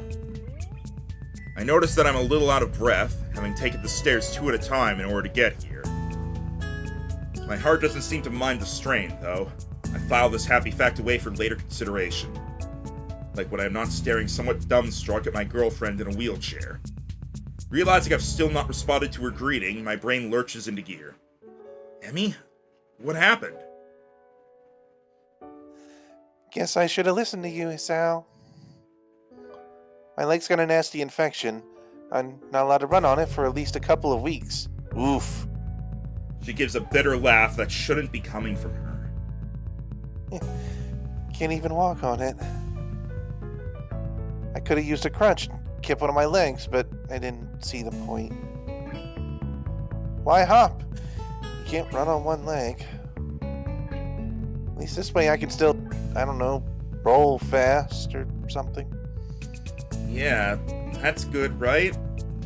My awkward attempt to look on the bright side seems appreciated, but not really effective. Emmy shrugs again. It's just kind of a nuisance. I mean, we can't even eat up on the roof now. No wheelchair access. Yeah, but that's not a big deal, right? I mean, we can still eat together, and that's the important thing. That lopsided grin again. It hurts to look at. I suppose so, yeah. But like I said, it's a nuisance. I mean, I haven't really used a wheelchair in She thinks for a minute. maybe 7 years? Something like that, anyway. A long time. I'm afraid I'm a bit out of practice. Well, fortunately, it's only temporary, right? Emmy nods. Oh, yeah, of course. It's not like I've lost him permanently. But it's a pain in the ass all the same. I nod sympathetically. There's not much else I can do, after all. What am I gonna say? What am I gonna do? Say, I told you so? Although I did tell her to get that leg looked at. By the time Yeah, I but by the noticed... time we did that, it was already too late. Yeah, by the time I noticed, it was too late anyway. Yeah. Yeah. Do you need help with anything? That is, can I help with anything? Emmy shakes her head, and there's a bit of her usual grin back. Nah, I can manage fine by myself. I have this little dinosaur grabby stick. Though if you want to help me over to my bed, it would save me the trouble of rolling over there myself. I blush in spite of myself. Emmy giggles. You're such a prude, his Hal. I'm not a prude. I just wouldn't want to take advantage of a young woman such as yourself. It's ungentlemanly. I wheel Emmy's chair to her bed and easily scoop her up and deposit her there. She quickly sorts herself out and sits on the side. She's actually a little heavier than she looks. It'd be rude of me to observe this aloud, of course. She's dense. Man, you're kind of heavy. Yep. Emmy hits me with the pillow. Ass. She says That's that a all lot, I'm noticing. No, all she the way it says is. ass and jerk and nerd. She only said nerd like once. Nerd was once. Normally it's jerk. Just saying is all. Must be all that running. At the mention of running, Emmy's grin falters slightly. God damn it, Hisao! Well, I guess I won't have to worry about that for a bit, huh? Maybe I'll lose some weight. That's what you do to lose weight, right? Cease physical activity? I'm pretty sure that's what the nurse would recommend. Speaking of which, are you going to still be showing up in the mornings? I'd hate to run alone. Ah, shit. Emmy's sudden interjection, more disquieted muttering than anything too profane, causes me to look over in shock. Ah, fuck berries. She's leaning forward, trying to cover the fact that she's crying by covering her eyes with a hand. Of course, the subdued sobbing makes it pretty obvious that she's crying. Hey, I'm sorry. Forget I said anything, okay? I place a hand gingerly around her and pull her close. I can think of nothing else to say or do. How do you comfort someone who's just lost their legs again? Emmy wraps me in a hug and stays that way for a while. Sorry. I'm pretty bad at this whole comforting thing, I guess. The more I look at that little machine, the more I'm convinced it's just a tiny TV. Don't say that. I'm fine, really. Her voice is slightly muffled by my chest. I pat her head reassuringly. That's the spirit, right? We'll get through this fine, I know it. Besides, I'm here to help you, remember? Emmy lifts her head and stares at me with tear-stained eyes. I know. Fine. Let me be muffled, damn it. Can you really? She's grinning lopsidedly and something sparkles in her gaze. I can't tell if I'm being mocked or not. Of course, I mean, sure, you're a bit heavy. My witty comment is cut off by the sudden press of Emmy's lips on mine. I'm caught off guard and am rewarded by hitting my head on the wall behind her bed. The wall knocks back. Rin's voice comes out. Quiet. Oh. Emmy pulls back, trying to look concerned rather than like she's about to laugh. Are you okay? That is a really good description of her current facial expression. I know we've seen this facial expression before, but this really is trying not to laugh and trying to look upset. Sorry. I rub my head ruefully and grin back at her. Call me off guard there. Is that going to become a habit? Am I going to be lectured by Shizune and Misha more? At the mention of the duo, Emmy giggles. Honestly, those two. If I didn't know why, I'd be utterly confused as to why she hangs around with someone so bossy. Which one are we talking about? You know exactly which one, Hisao. Misha's hardly bossy. So what's the reason, then? Huh? The reason why Misha hangs around Shizune? Emmy waves my question off with a smile. No idea. Did you just say you knew?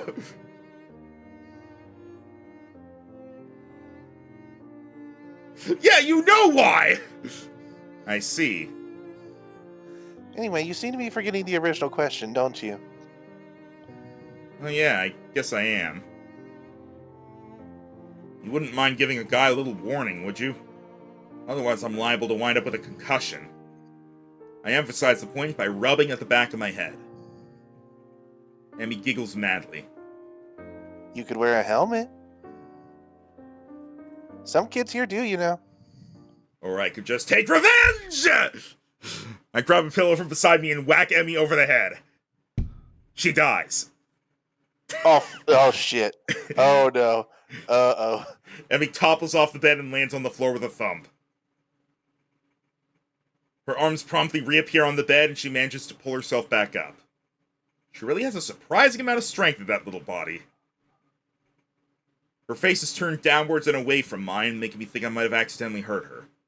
Emmy, you okay? You didn't hit your... A hand shoots up and grabs my collar. She pulls me in with a sharp tug, her face now barely an inch away from mine as she grins cheekily. Emmy?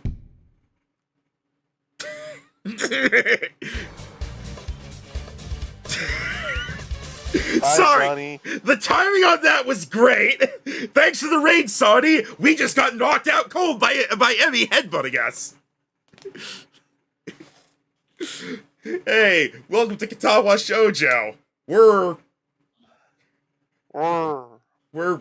romancing Emmy. She gives me a sharp headbutt, our foreheads making quite a loud thud. I sit back and rub my now sore head as Emmy smirks victoriously. How's that for revenge? No fair! You can't take revenge for revenge! Hits the ground for long, I'm gonna do something evil real quick before I go. What does that mean? Oh. For someone missing most of her legs, Emmy's surprisingly agile. That's a contrast of games before. What were you playing to have Katawa Shoujo be such a contrast? Hey! Dishonored? That is a change. Hey, White Tiger, thank you for gifting us tier 1 sub to Do on the Grass. He was playing Dishonored. We are playing Disabled. She. Sonny is she. But yeah. She. Someone missing most of her legs, Emmy's surprisingly agile. She disappeared! She's a ghost! Oh, she's very small. It's easy for her to disappear. There you go, now you don't gotta worry about ads for the next month, do? I swipe at her, but she deftly rolls out of the way and lands a hit with her pillow. Oh, hang on. We have 6-9 on the soundboard redeemed, which... And there goes the battle!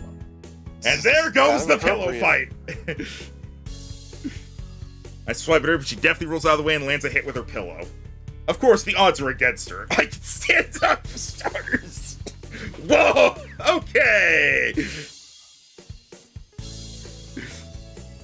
Oof! And I'm dead now!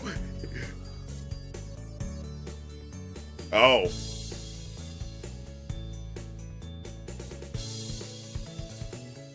Guess I can't, after all. Emmy seems to have effectively tripped me up, and is now sitting primly astride me as I lay on my back. I'm not even sure how she managed it. I think I know what this is leading to. We'll see. They haven't rushed into things. No, but she's sitting right on his crotch. We're also in Act 3. We're also in Act 3, so how much longer could it take? Do you want the grass in chat? Oh yeah, it's food time. The context for that. I win. Her eyes twinkle mischievously. I've been thoroughly defeated by a girl that's a fraction of my size at that. Then again, being defeated doesn't seem quite so bad. Emmy being positioned over my waist isn't something that I, or my body, can ignore easily. I open my lips to speak, but Emmy's head darts downwards before I can get so much as a word out. I give no resistance as she presses her mouth to mine, not that I'd want to. This is different somehow. She pulls back, nips at my lower lip, and reinitiates the embrace. Her tongue darts inside my mouth, exploring. I can feel the warmth spreading through my body as my heart begins to beat faster. My mind starts to go foggy, and I become vaguely aware of my hand traveling up Emmy's blouse. Emmy gasps as I reach a breast. Then there's a giggle, and then... I stare up at a grinning Emmy.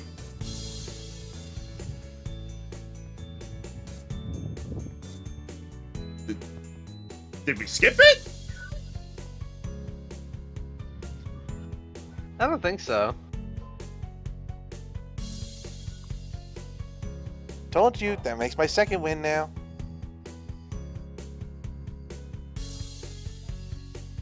Hang on.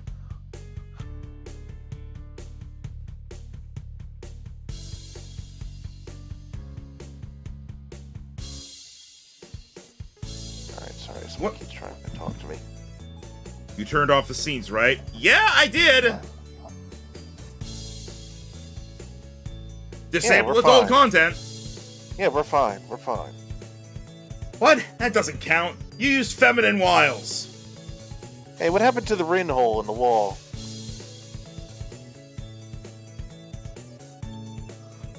All's fair in love and war, right? Ah, and you're even blushing. I didn't know you were a blusher, Isao. You were blushing too, you know. All because of your prudish ways. Even I've got to admit this is a stupid thing to say to a woman who is currently straddling me and has been, up until a few seconds ago, playing tonsil hockey with me. Tonsil hockey. A prude, am I? Well then, let's see who blushes first, shall we? I'm not sure whether the tone of her voice terrifies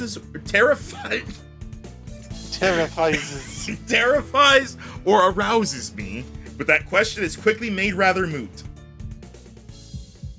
Ah, cuttlefish. Here we go. Why are Alright. they pulsing?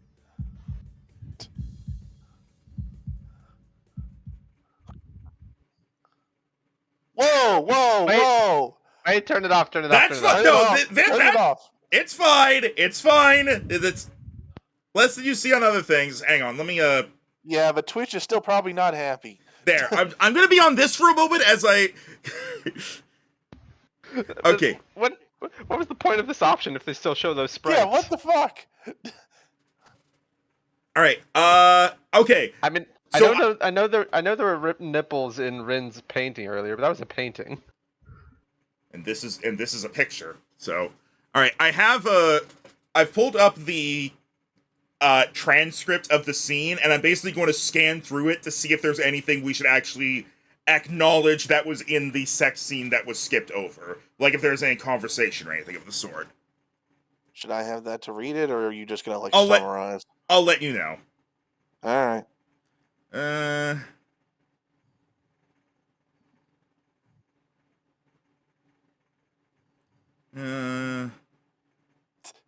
Secretly, the disable content option is having the option screen open. I wonder how long this is going to be on screen. Well, we don't have to worry about it right now, but Okay, there's no all the scenes can be skipped without loss of plot. I was told that there's some bits that have conversation that does get skipped, so I'm just playing it safe. But either way, I scanned through it. It is just describing them. They don't even have sex. It's just humping. He keeps his clothes on. oh, so it's just a grope session. Kind of. Should we switch the stream to mature mode for now? It's already on mature mode. I think it's fine. Like there's other games that Twitch allows that show this, if not more. Like Grand Theft Really? Auto. I thought they were like. I mean, Even the wolf Among Us just has straight up boobs. For one scene. Yeah, this is one scene. Today, Max reads porn on stream while Rhino and Tim have surprise heart attacks for his channel's TOS status. He'll be fine. Alright, we're just gonna keep going now. You sure? Yes.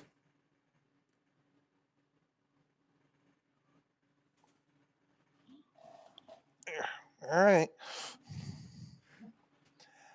So, did I blush? I didn't notice. Did I? Emmy shrugs, still breathing a little heavily. Didn't notice either. I'd like to remind people that I'm fairly certain Honey Pop Vaulting is a category on Twitch. No, Honey Pop is actually banned on Twitch. No, you cannot play Hoonie Pop on Twitch. No way. I did check. I did check and make absolute sure. Katawa Shoujo is not banned on Twitch, so we're fine on that. Okay, but maybe we don't linger. No, I know. Well, maybe we should. There it is. Maybe There it is. It's suddenly probably- all worth it. probably a good thing. Probably a good thing we're not doing the Lily route on stream because she's fully naked. Oh, I need to use your window. My first instinct is to hide, but then I realized that I'm still utterly exhausted and sitting next to a topless Emmy, so there's no running anyway.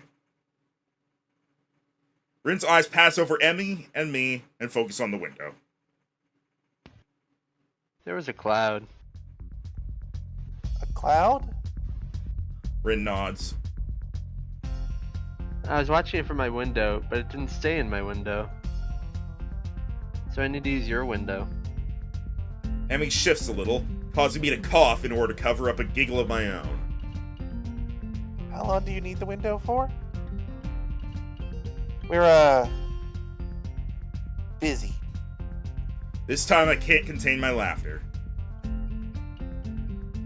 Rin's got the eyebrow now. Rin ignores both Emmy and me and peers out the window. Her shoulders slump and she looks disappointed. It changed into something else. Disappointing. Emmy is having trouble keeping a straight face. Sorry to hear that, Rin. Can we have a little privacy now, please? Rin shrugs as if to say, "Can you?" and hooks her foot around the door, pulling it closed behind her. We both dissolve into raucous laughter, unable to deal with Rin's bizarrely timed visit any other way. I love that she just burst in and it was tiny. After our laughter dies down, I look to Emmy. We're both a total mess. Well, Emmy raises an eyebrow. Well, Again? Emmy grins and laughs, and then she nods. We should probably ditch the clothes this time.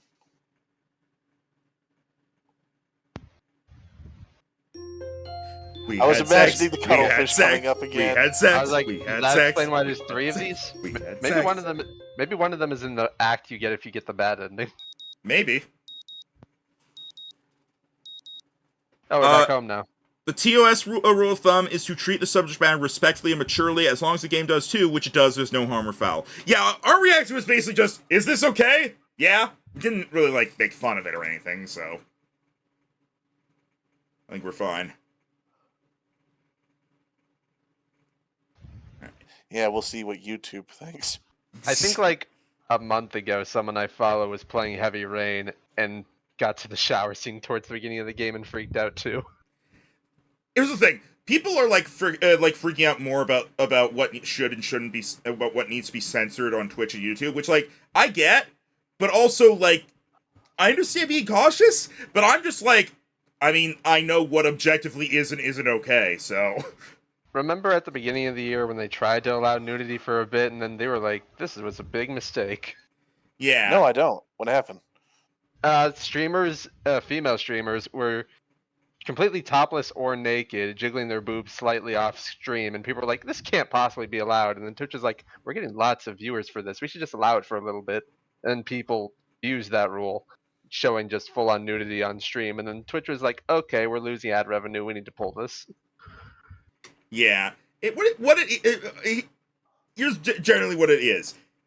As long as it's not straight up sex that you're seeing, things like toplessness and I think to an extent bare butts are fine as long as it's, like, you know, in moderation.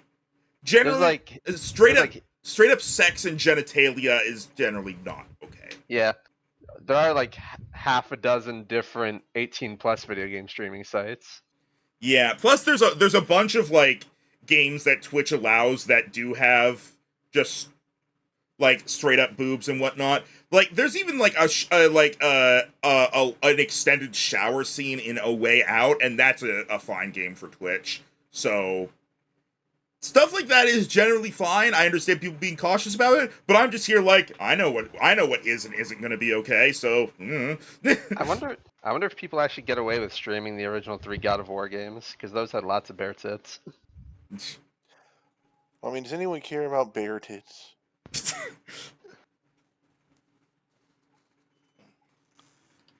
The sunlight breaks through my window shortly before my alarm ruins the morning silence. I feel sore. The events of the previous evening suddenly intrude upon my consciousness, and I find myself blushing. That's one I'm way to get wondering if really I may have exacerbated Emmy's limp. That's one way to get cardio in when you don't have legs. Haha. That was an eventful evening, and it explains perfectly the soreness in my lower back. The walk back, as I recall, had been rather tense. My trousers having been soiled, I had washed them off in the bathroom before going back to my room. But there was still a fairly obvious-looking stain on the front. Fortunately for me, the only person mostly groping. Fortunately for me, the only person I ran into on my way back was Kenji, and he didn't notice a thing. Somehow. Well, apart from my being in the general vicinity. Of course, he'd asked how the night went and whether or not I learned anything of importance. I don't even know if I opened my mouth to answer. I was too tired to care. And this morning, I'll admit that I'm feeling pretty worn out. Still, Emmy had promised to meet me at the track, and I hate to disappoint. She is indeed waiting for me when I arrive. My child had been soiled. I somehow forgot he was talking about sex for a moment and thought he genuinely said he pissed himself. No. Normally, I think in context, you would think that person shit themselves. Doing her best to look cheery, despite the fact that she's sitting in a wheelchair. I wave to her and begin stretching. You're early. Emmy frowns and shakes her head. Ridiculous. You're late. Okay, I was also just making sure that okay, yeah, we didn't, like, miss a second thing in that scene that they just didn't show.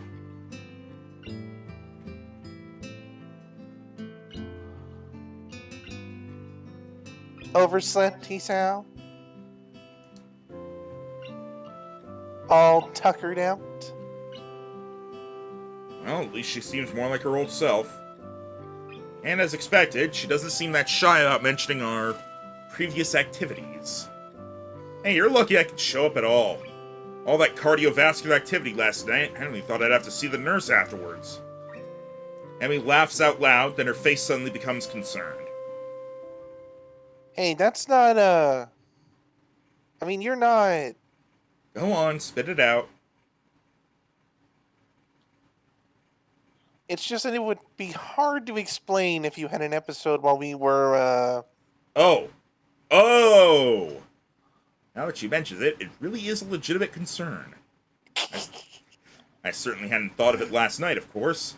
Other more pressing concerns have been at hand. Nurse, we need help! His house having a heart attack! What happened?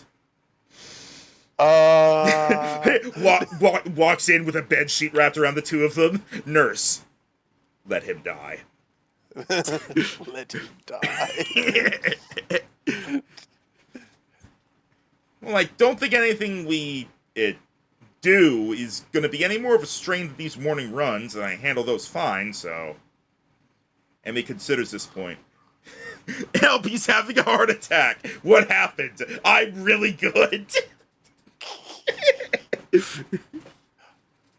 We call that a heart attack. A devious light appears in her eyes. Look at this fucking face. Yeah! The light vanishes, and Emmy grins ruefully at me. No, you keep that on! I can't help but feel vaguely suspicious. I seem to have forgotten a pair of gloves. What do you need gloves for? Emmy indicates the chair upon which she is seated. For this, of course. Sure, regular moving around is all well and good without him, but I want to be able to get a good workout. And to get that kind of speed, you gotta have gloves if you don't want blisters. So what, are you wussing out on me then? Do I have to go it alone? Emmy thinks for a minute, or pretends to think. If I remember right, there's a spare pair or two in the track shed. I know. Is this what Dan was talking about? Well, Dewdrop also mentioned a shed at some point, but we didn't know exactly what. So we'll see. Are we getting number 2 already? Maybe. So she got does a taste. So she does seriously want to do it then. Yeah, she sure does, Isao. She sure does. But in her normal school uniform? I'd have expected her to wear a gym outfit for something like this. Wait, what are they doing there? Emmy looks askance at me. Seriously? You can't think why a shed full of track supplies at a school for the disabled would have racing gloves? Well, when she puts it that way, I suppose it makes perfect sense. Hey, I'm still getting used to this place. Give me a break, huh? I guess I can let it slide this time. Now come on, I'll need your help. I'm sure you will. I can't imagine what for, but then again, I didn't have a clue why racing gloves would be in the shed, so I'm not willing to press the issue. Emmy navigates her way to the shed easily enough, though I can hear her grumbling under her breath. It's actually kind of cute. I hurry a little to reach the door first. I don't think that's the right kind of wheelchair for racing either. Usually they have curved wheels. Shrug. I think What she's do we know? I think she's just using an excuse. Opening it will be easier for me than for her. Boobs 2 incoming! Electric Boobaloo! The door opens and Emmy starts to wheel inside, only to come to a sudden halt at the doorway. It seems the door sill is slightly too high for her to get over by herself.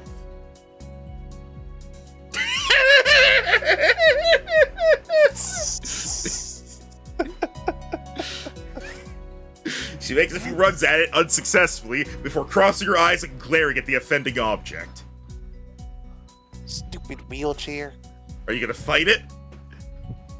Fight me! Wait, no, I need you alive. For now. Hisao, can you give me a hand here? Sure, no problem. Jesus. What? This place is a shithole. It's a fucking storage shed. What do you expect? This is pretty much what all storage sheds looks like. You start at the back where you actually put the stuff in bins and shit, and then after a while you get tired of it and you just shove shit in a way where you can get access to all the stuff you use regularly. It's a simple enough matter for me to bump Emmy over the doorway, jostling her slightly. Hey, easy there. Whoops, sorry. It's at about this time that I fail to notice where I'm going and run Emmy's chair into a mat. Oh, she's dead. She gives a startled yelp and topples forward out of her chair. There's a moment of silence as I gaze in horror upon what I've done, and Emmy glares at me. Isao? Yes?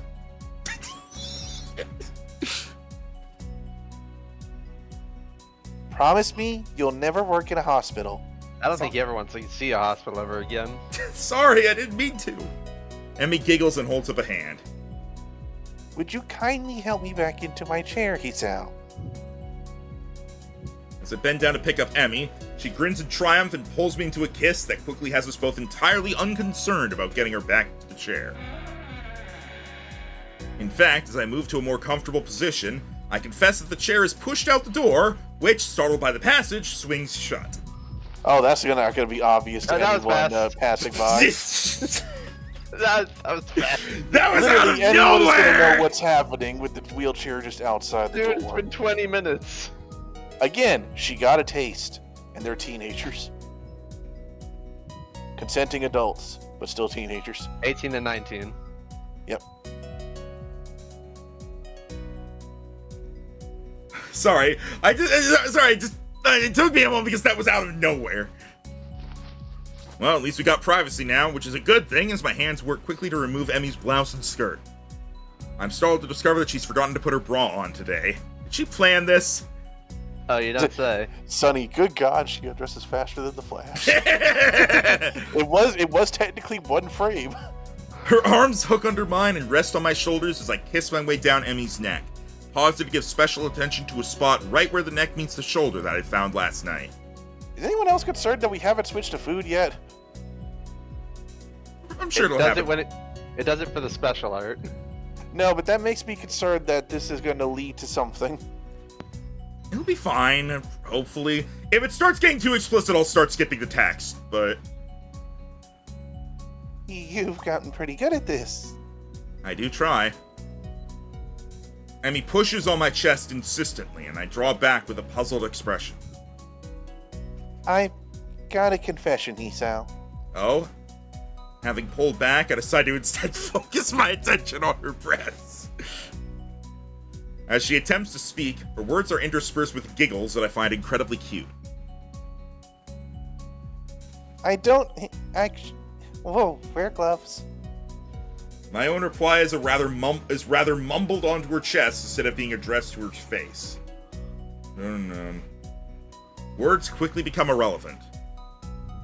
Emmy's movements are almost frantic, as if she's been holding something back since we met this morning and now she has an outlet. Unfortunately, this might be Emmy's warning exercise from now on. I'm very nearly caught off guard by her aggressiveness, feeling her nearly rip my shirt off, the way she seems to vie to be in the dominant position. For my part, I confess that I'm caught up in her attitude as well, fighting back, rolling and wrestling even as I caress her breasts, even as her fingers dig into my shoulders, and I lose track of where we are. Oh, zoom out. So much so that I roll right off the mat and land on something rather small and hard. Oh, my penis. Ow! Emmy, still flushed and breathing a little heavily, peers at me and bursts into laughter. I'm sorry. Are you alright? Yeah, I think so. Not sure what I landed on, though. I reach under my back and pull the offending object out, inspecting it closely. Oh!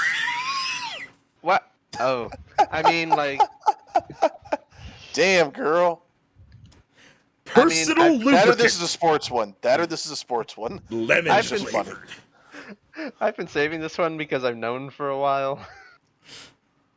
Wait, what? Emmy's eyes shoot upwards and she begins, if possible, to laugh even harder. Somehow I don't think this isn't track related. Max, check voice chat spam. Oh boy, hang on.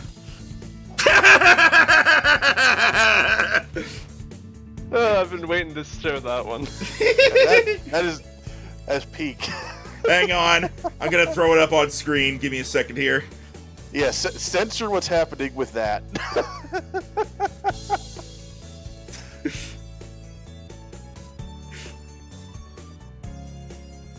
Okay.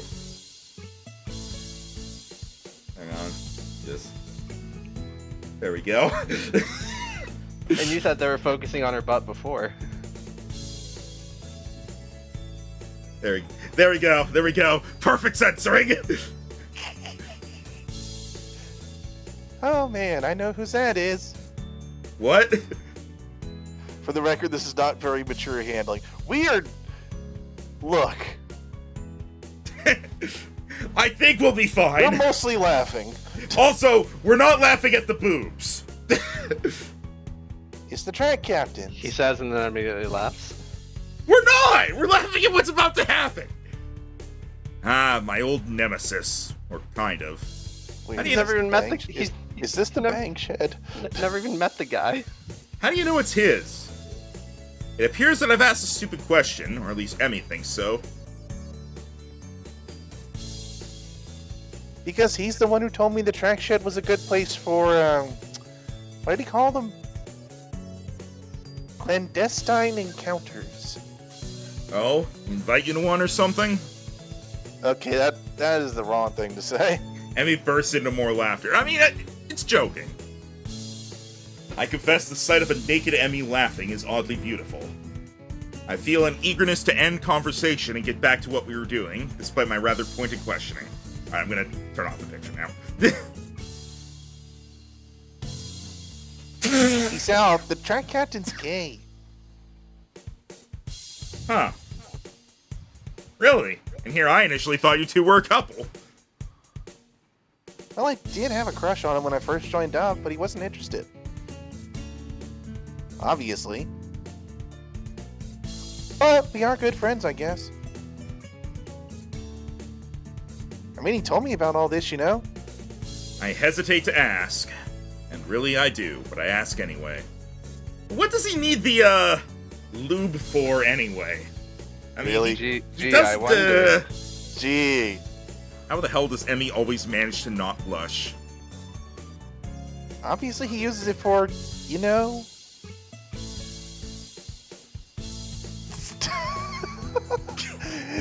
just the face.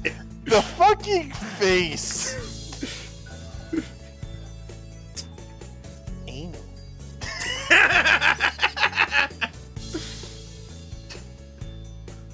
Ugh. I try to suppress a snicker. I I'm glad fail. I'm glad it's funny. Emmy's giggling too. And he tells you about all this? Emmy shrugs. Yeah, of course. He's kind of wild about the whole thing. Says it's a feeling that can't be beat. Uh-huh. The air in the track shed seems charged with some kind of horrible curiosity. That's interesting. I suppose I'll have to take his word for it. Well, Birds outside stop chirping. The wind dies down. Somewhere, a man is drinking a cup of coffee. He freezes with the cup at his lips. we could maybe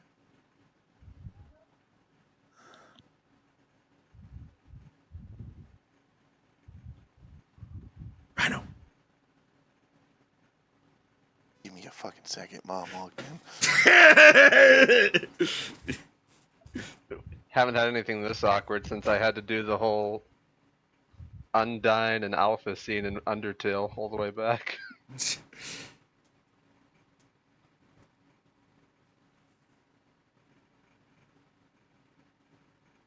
Look at this photograph. Try it. My jaw suddenly and spontaneously unhinges and hits the floor.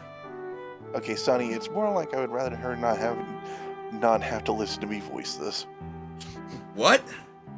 An image of a donut appears on screen. Emmy is finally blushing, rubbing the back of her head ruefully. Well, I was curious because last time you realized, like, oh, delicious food appears. It was fucking sea life. It's supposed to be food! I don't know. Well, it's just that we really can't do what we did last night, you know? It wouldn't be safe, you know? I mean, it wasn't exactly a great idea last night. Excuse me? So, we could try this to see if, Is as good? well, yeah, basically. Huh. Shrimp! Alright, there's shrimp on the Barbie.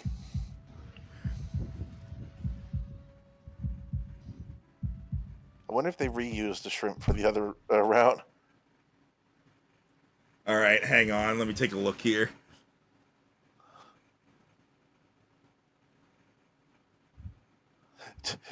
Dude, it did not go well. Okay, I'm not gonna read out everything, but I want to read out a few choice bits of dialogue here, okay? I'm gonna look boy. at memes real quick. It's not gonna be anything explicit. It's just some of the stuff that I find funny. That's a funny meme. Wait, what? So I say, single frame from Sunny.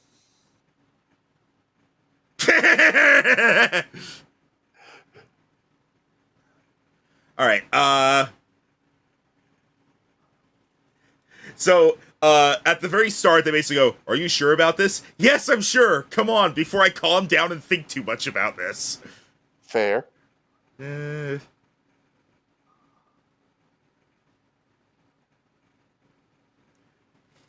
Yes, do, it is the face.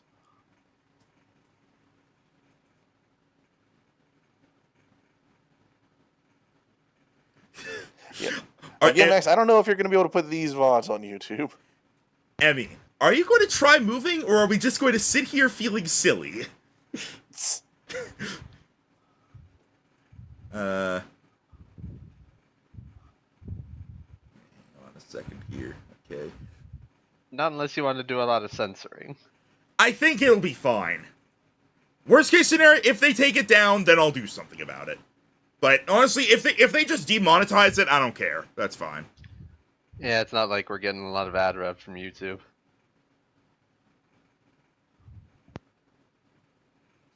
Although these videos surprisingly get more views than our average stuff. Okay,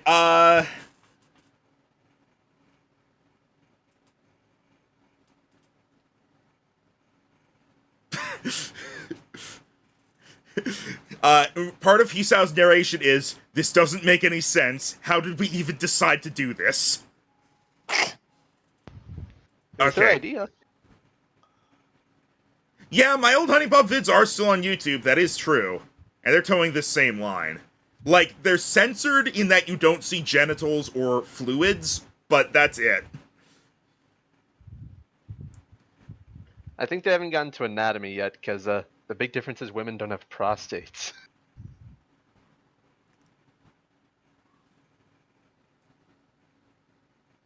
Alright,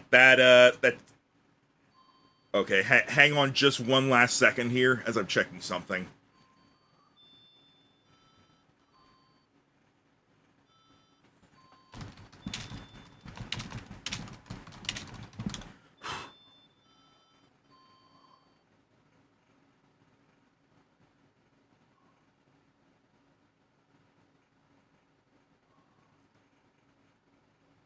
Okay. Hang on just a second. I found something here. There is a piece of the image that I'm cropping very carefully, and then I want to show. Okay.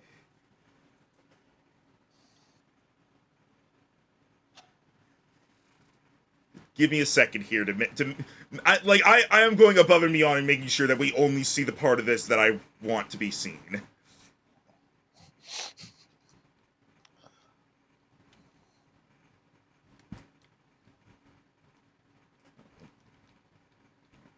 Go. Also, we will need to stop soon. Yeah, I will say I'm seeing the transcript here. We're close to the end of the scene. And like when it does the do-do-do, thing. Okay. Let me just save that. Prepare to put it on screen. And put it in voice chat spam. This is the face that Emmy makes during what just happened.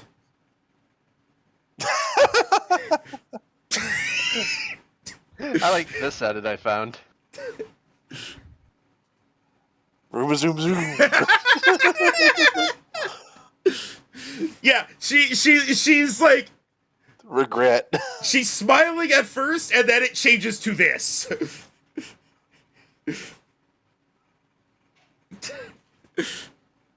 Alright, anyway. The sudden switch from pleasure to pain causes me to lose my balance, and I fall forward on top of Emmy. Ow. Ow. I quickly roll off Emmy and prop myself up, breathing heavily and trying to ignore the pain in my crotch. Emmy yelps a little as she rolls over. She grabs a couple of the tissues we kept handy earlier and cleans up before getting her panties back on and awkwardly leaning against a wall. Still breathing heavily, I decide to sit against the wall next to her. The feeling of the cool concrete against my sweating back is a welcome sensation. That hurt at the end. Yeah, this was probably not a great idea. Emmy squirms in order to try and sit down beside me without too much pain. Judging by her wincing, it doesn't really work. One more meme from Sunny now with that face. Also, after I posted that thing in voice chat spam, Dan responded, "Ah, it happened." Alright. Yeah, I'm gonna have words with the captain. He's clearly lying. The utter and absolute ridiculousness of the situation suddenly hits, and I begin laughing. Emmy shakes her head and begins laughing with me. Hey, Hisao? Yeah? We're never doing this again, right? Yeah, I think my curiosity is satisfied on this one. Emmy nods, satisfied. Good. I think we should maybe stick to the basics, don't you?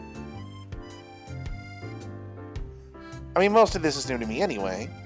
What do you mean, most? Emmy grins impishly. I'll never tell. An unpleasant thought strikes me. Even more unpleasant is the thought of having to ask Emmy about it. Then wipe it out of your mind. Still, after what we've just done, it should be a cakewalk. Hey, is there a sink? I'd kind of like to, wash off a little. Emmy's jaw drops. In the sink? Well, there's not really anywhere else to do it, is there? And I want to avoid a smell that the nurse might notice. This is the most awkward conversation I have ever had. You're right. Yeah, there's, it's on the back wall. There might be some soap, too. Thanks. There is, in fact, a little hand soap, which is better than nothing. Alright, now that she's not on screen anymore, I'm going to take a moment and I'm going to show the memes that Sonny made. The face you pull when you're about to get a streamer banned.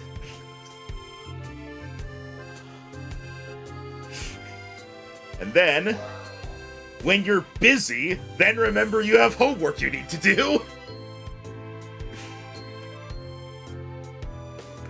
It's good to see Sonny memes again. Yeah. Hand soap. That is not what a hand job means, Hisao. Hey, I can safely say they did not do a hand job this time. No towel, though. Guess I'll just have to drip dry. All finished? Yeah, I was finished a while ago. Yeah, that'll do for now. It's not like I'm gonna take a shower after we see the nurse. It's not like I'm not going to take a shower after we see the nurse. Glad to hear it. Now help me find my clothes. You tossed them somewhere. Hey, you were no better. How am I supposed to explain that hole in my shirt, Sorry, got a little excited earlier. It takes some time, but finally we're both more or less clothed. There's a frantic moment where neither of us knows where Emmy's wheelchair is, but I recall it going through the door and rescue it. The wheelchair must not see. Now be more careful going through the door this time, would you?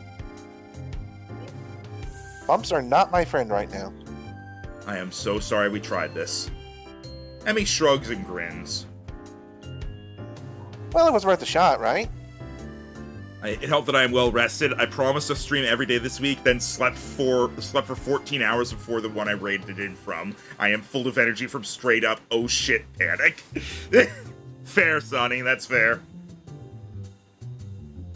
Anyway, it was good exercise, right? Can't argue that. As we make our way up to the nurse's office, I notice that Emmy keeps shifting uncomfortably in her seat. God, this feels weird. Good thing I'm in a wheelchair, Hisao. Why is that?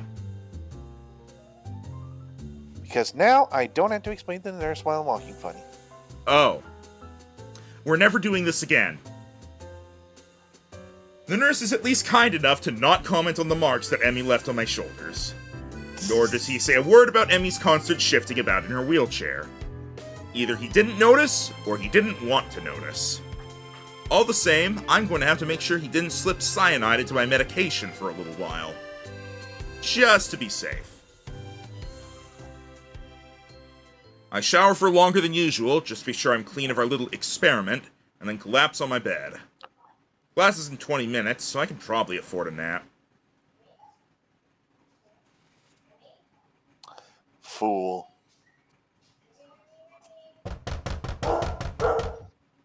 Oh boy. Okay, that is supposed to be a scene transition, so we're gonna end there. Alright. Okay. Because on the transcript, it says when, like, the next scene happens, and the next up is, like, a full scene. I will say this, though, I took a glance, we're about to talk to Kenji. Oh boy. That's what I figured. I wonder if we're gonna figure out who robbed those books. I wonder if it's Kenji. Alright, we're gonna end off there. So, there was going to be nothing tomorrow, but because of some things getting switched around, tomorrow, Rhino and I are doing Fire Emblem Awakening, potentially finishing it up with the DLC, but even if we don't finish it up, we'll definitely be finishing it up the stream after. And then Friday is Mario & Luigi Superstar Saga, which we will not be finishing that day. We just started it. And then we'll be back with this on Thursday, because there's going to be a slight change next week, where we're going to do this Thursday instead of Wednesday. Alright. Farewell, and... stuff happened today, huh?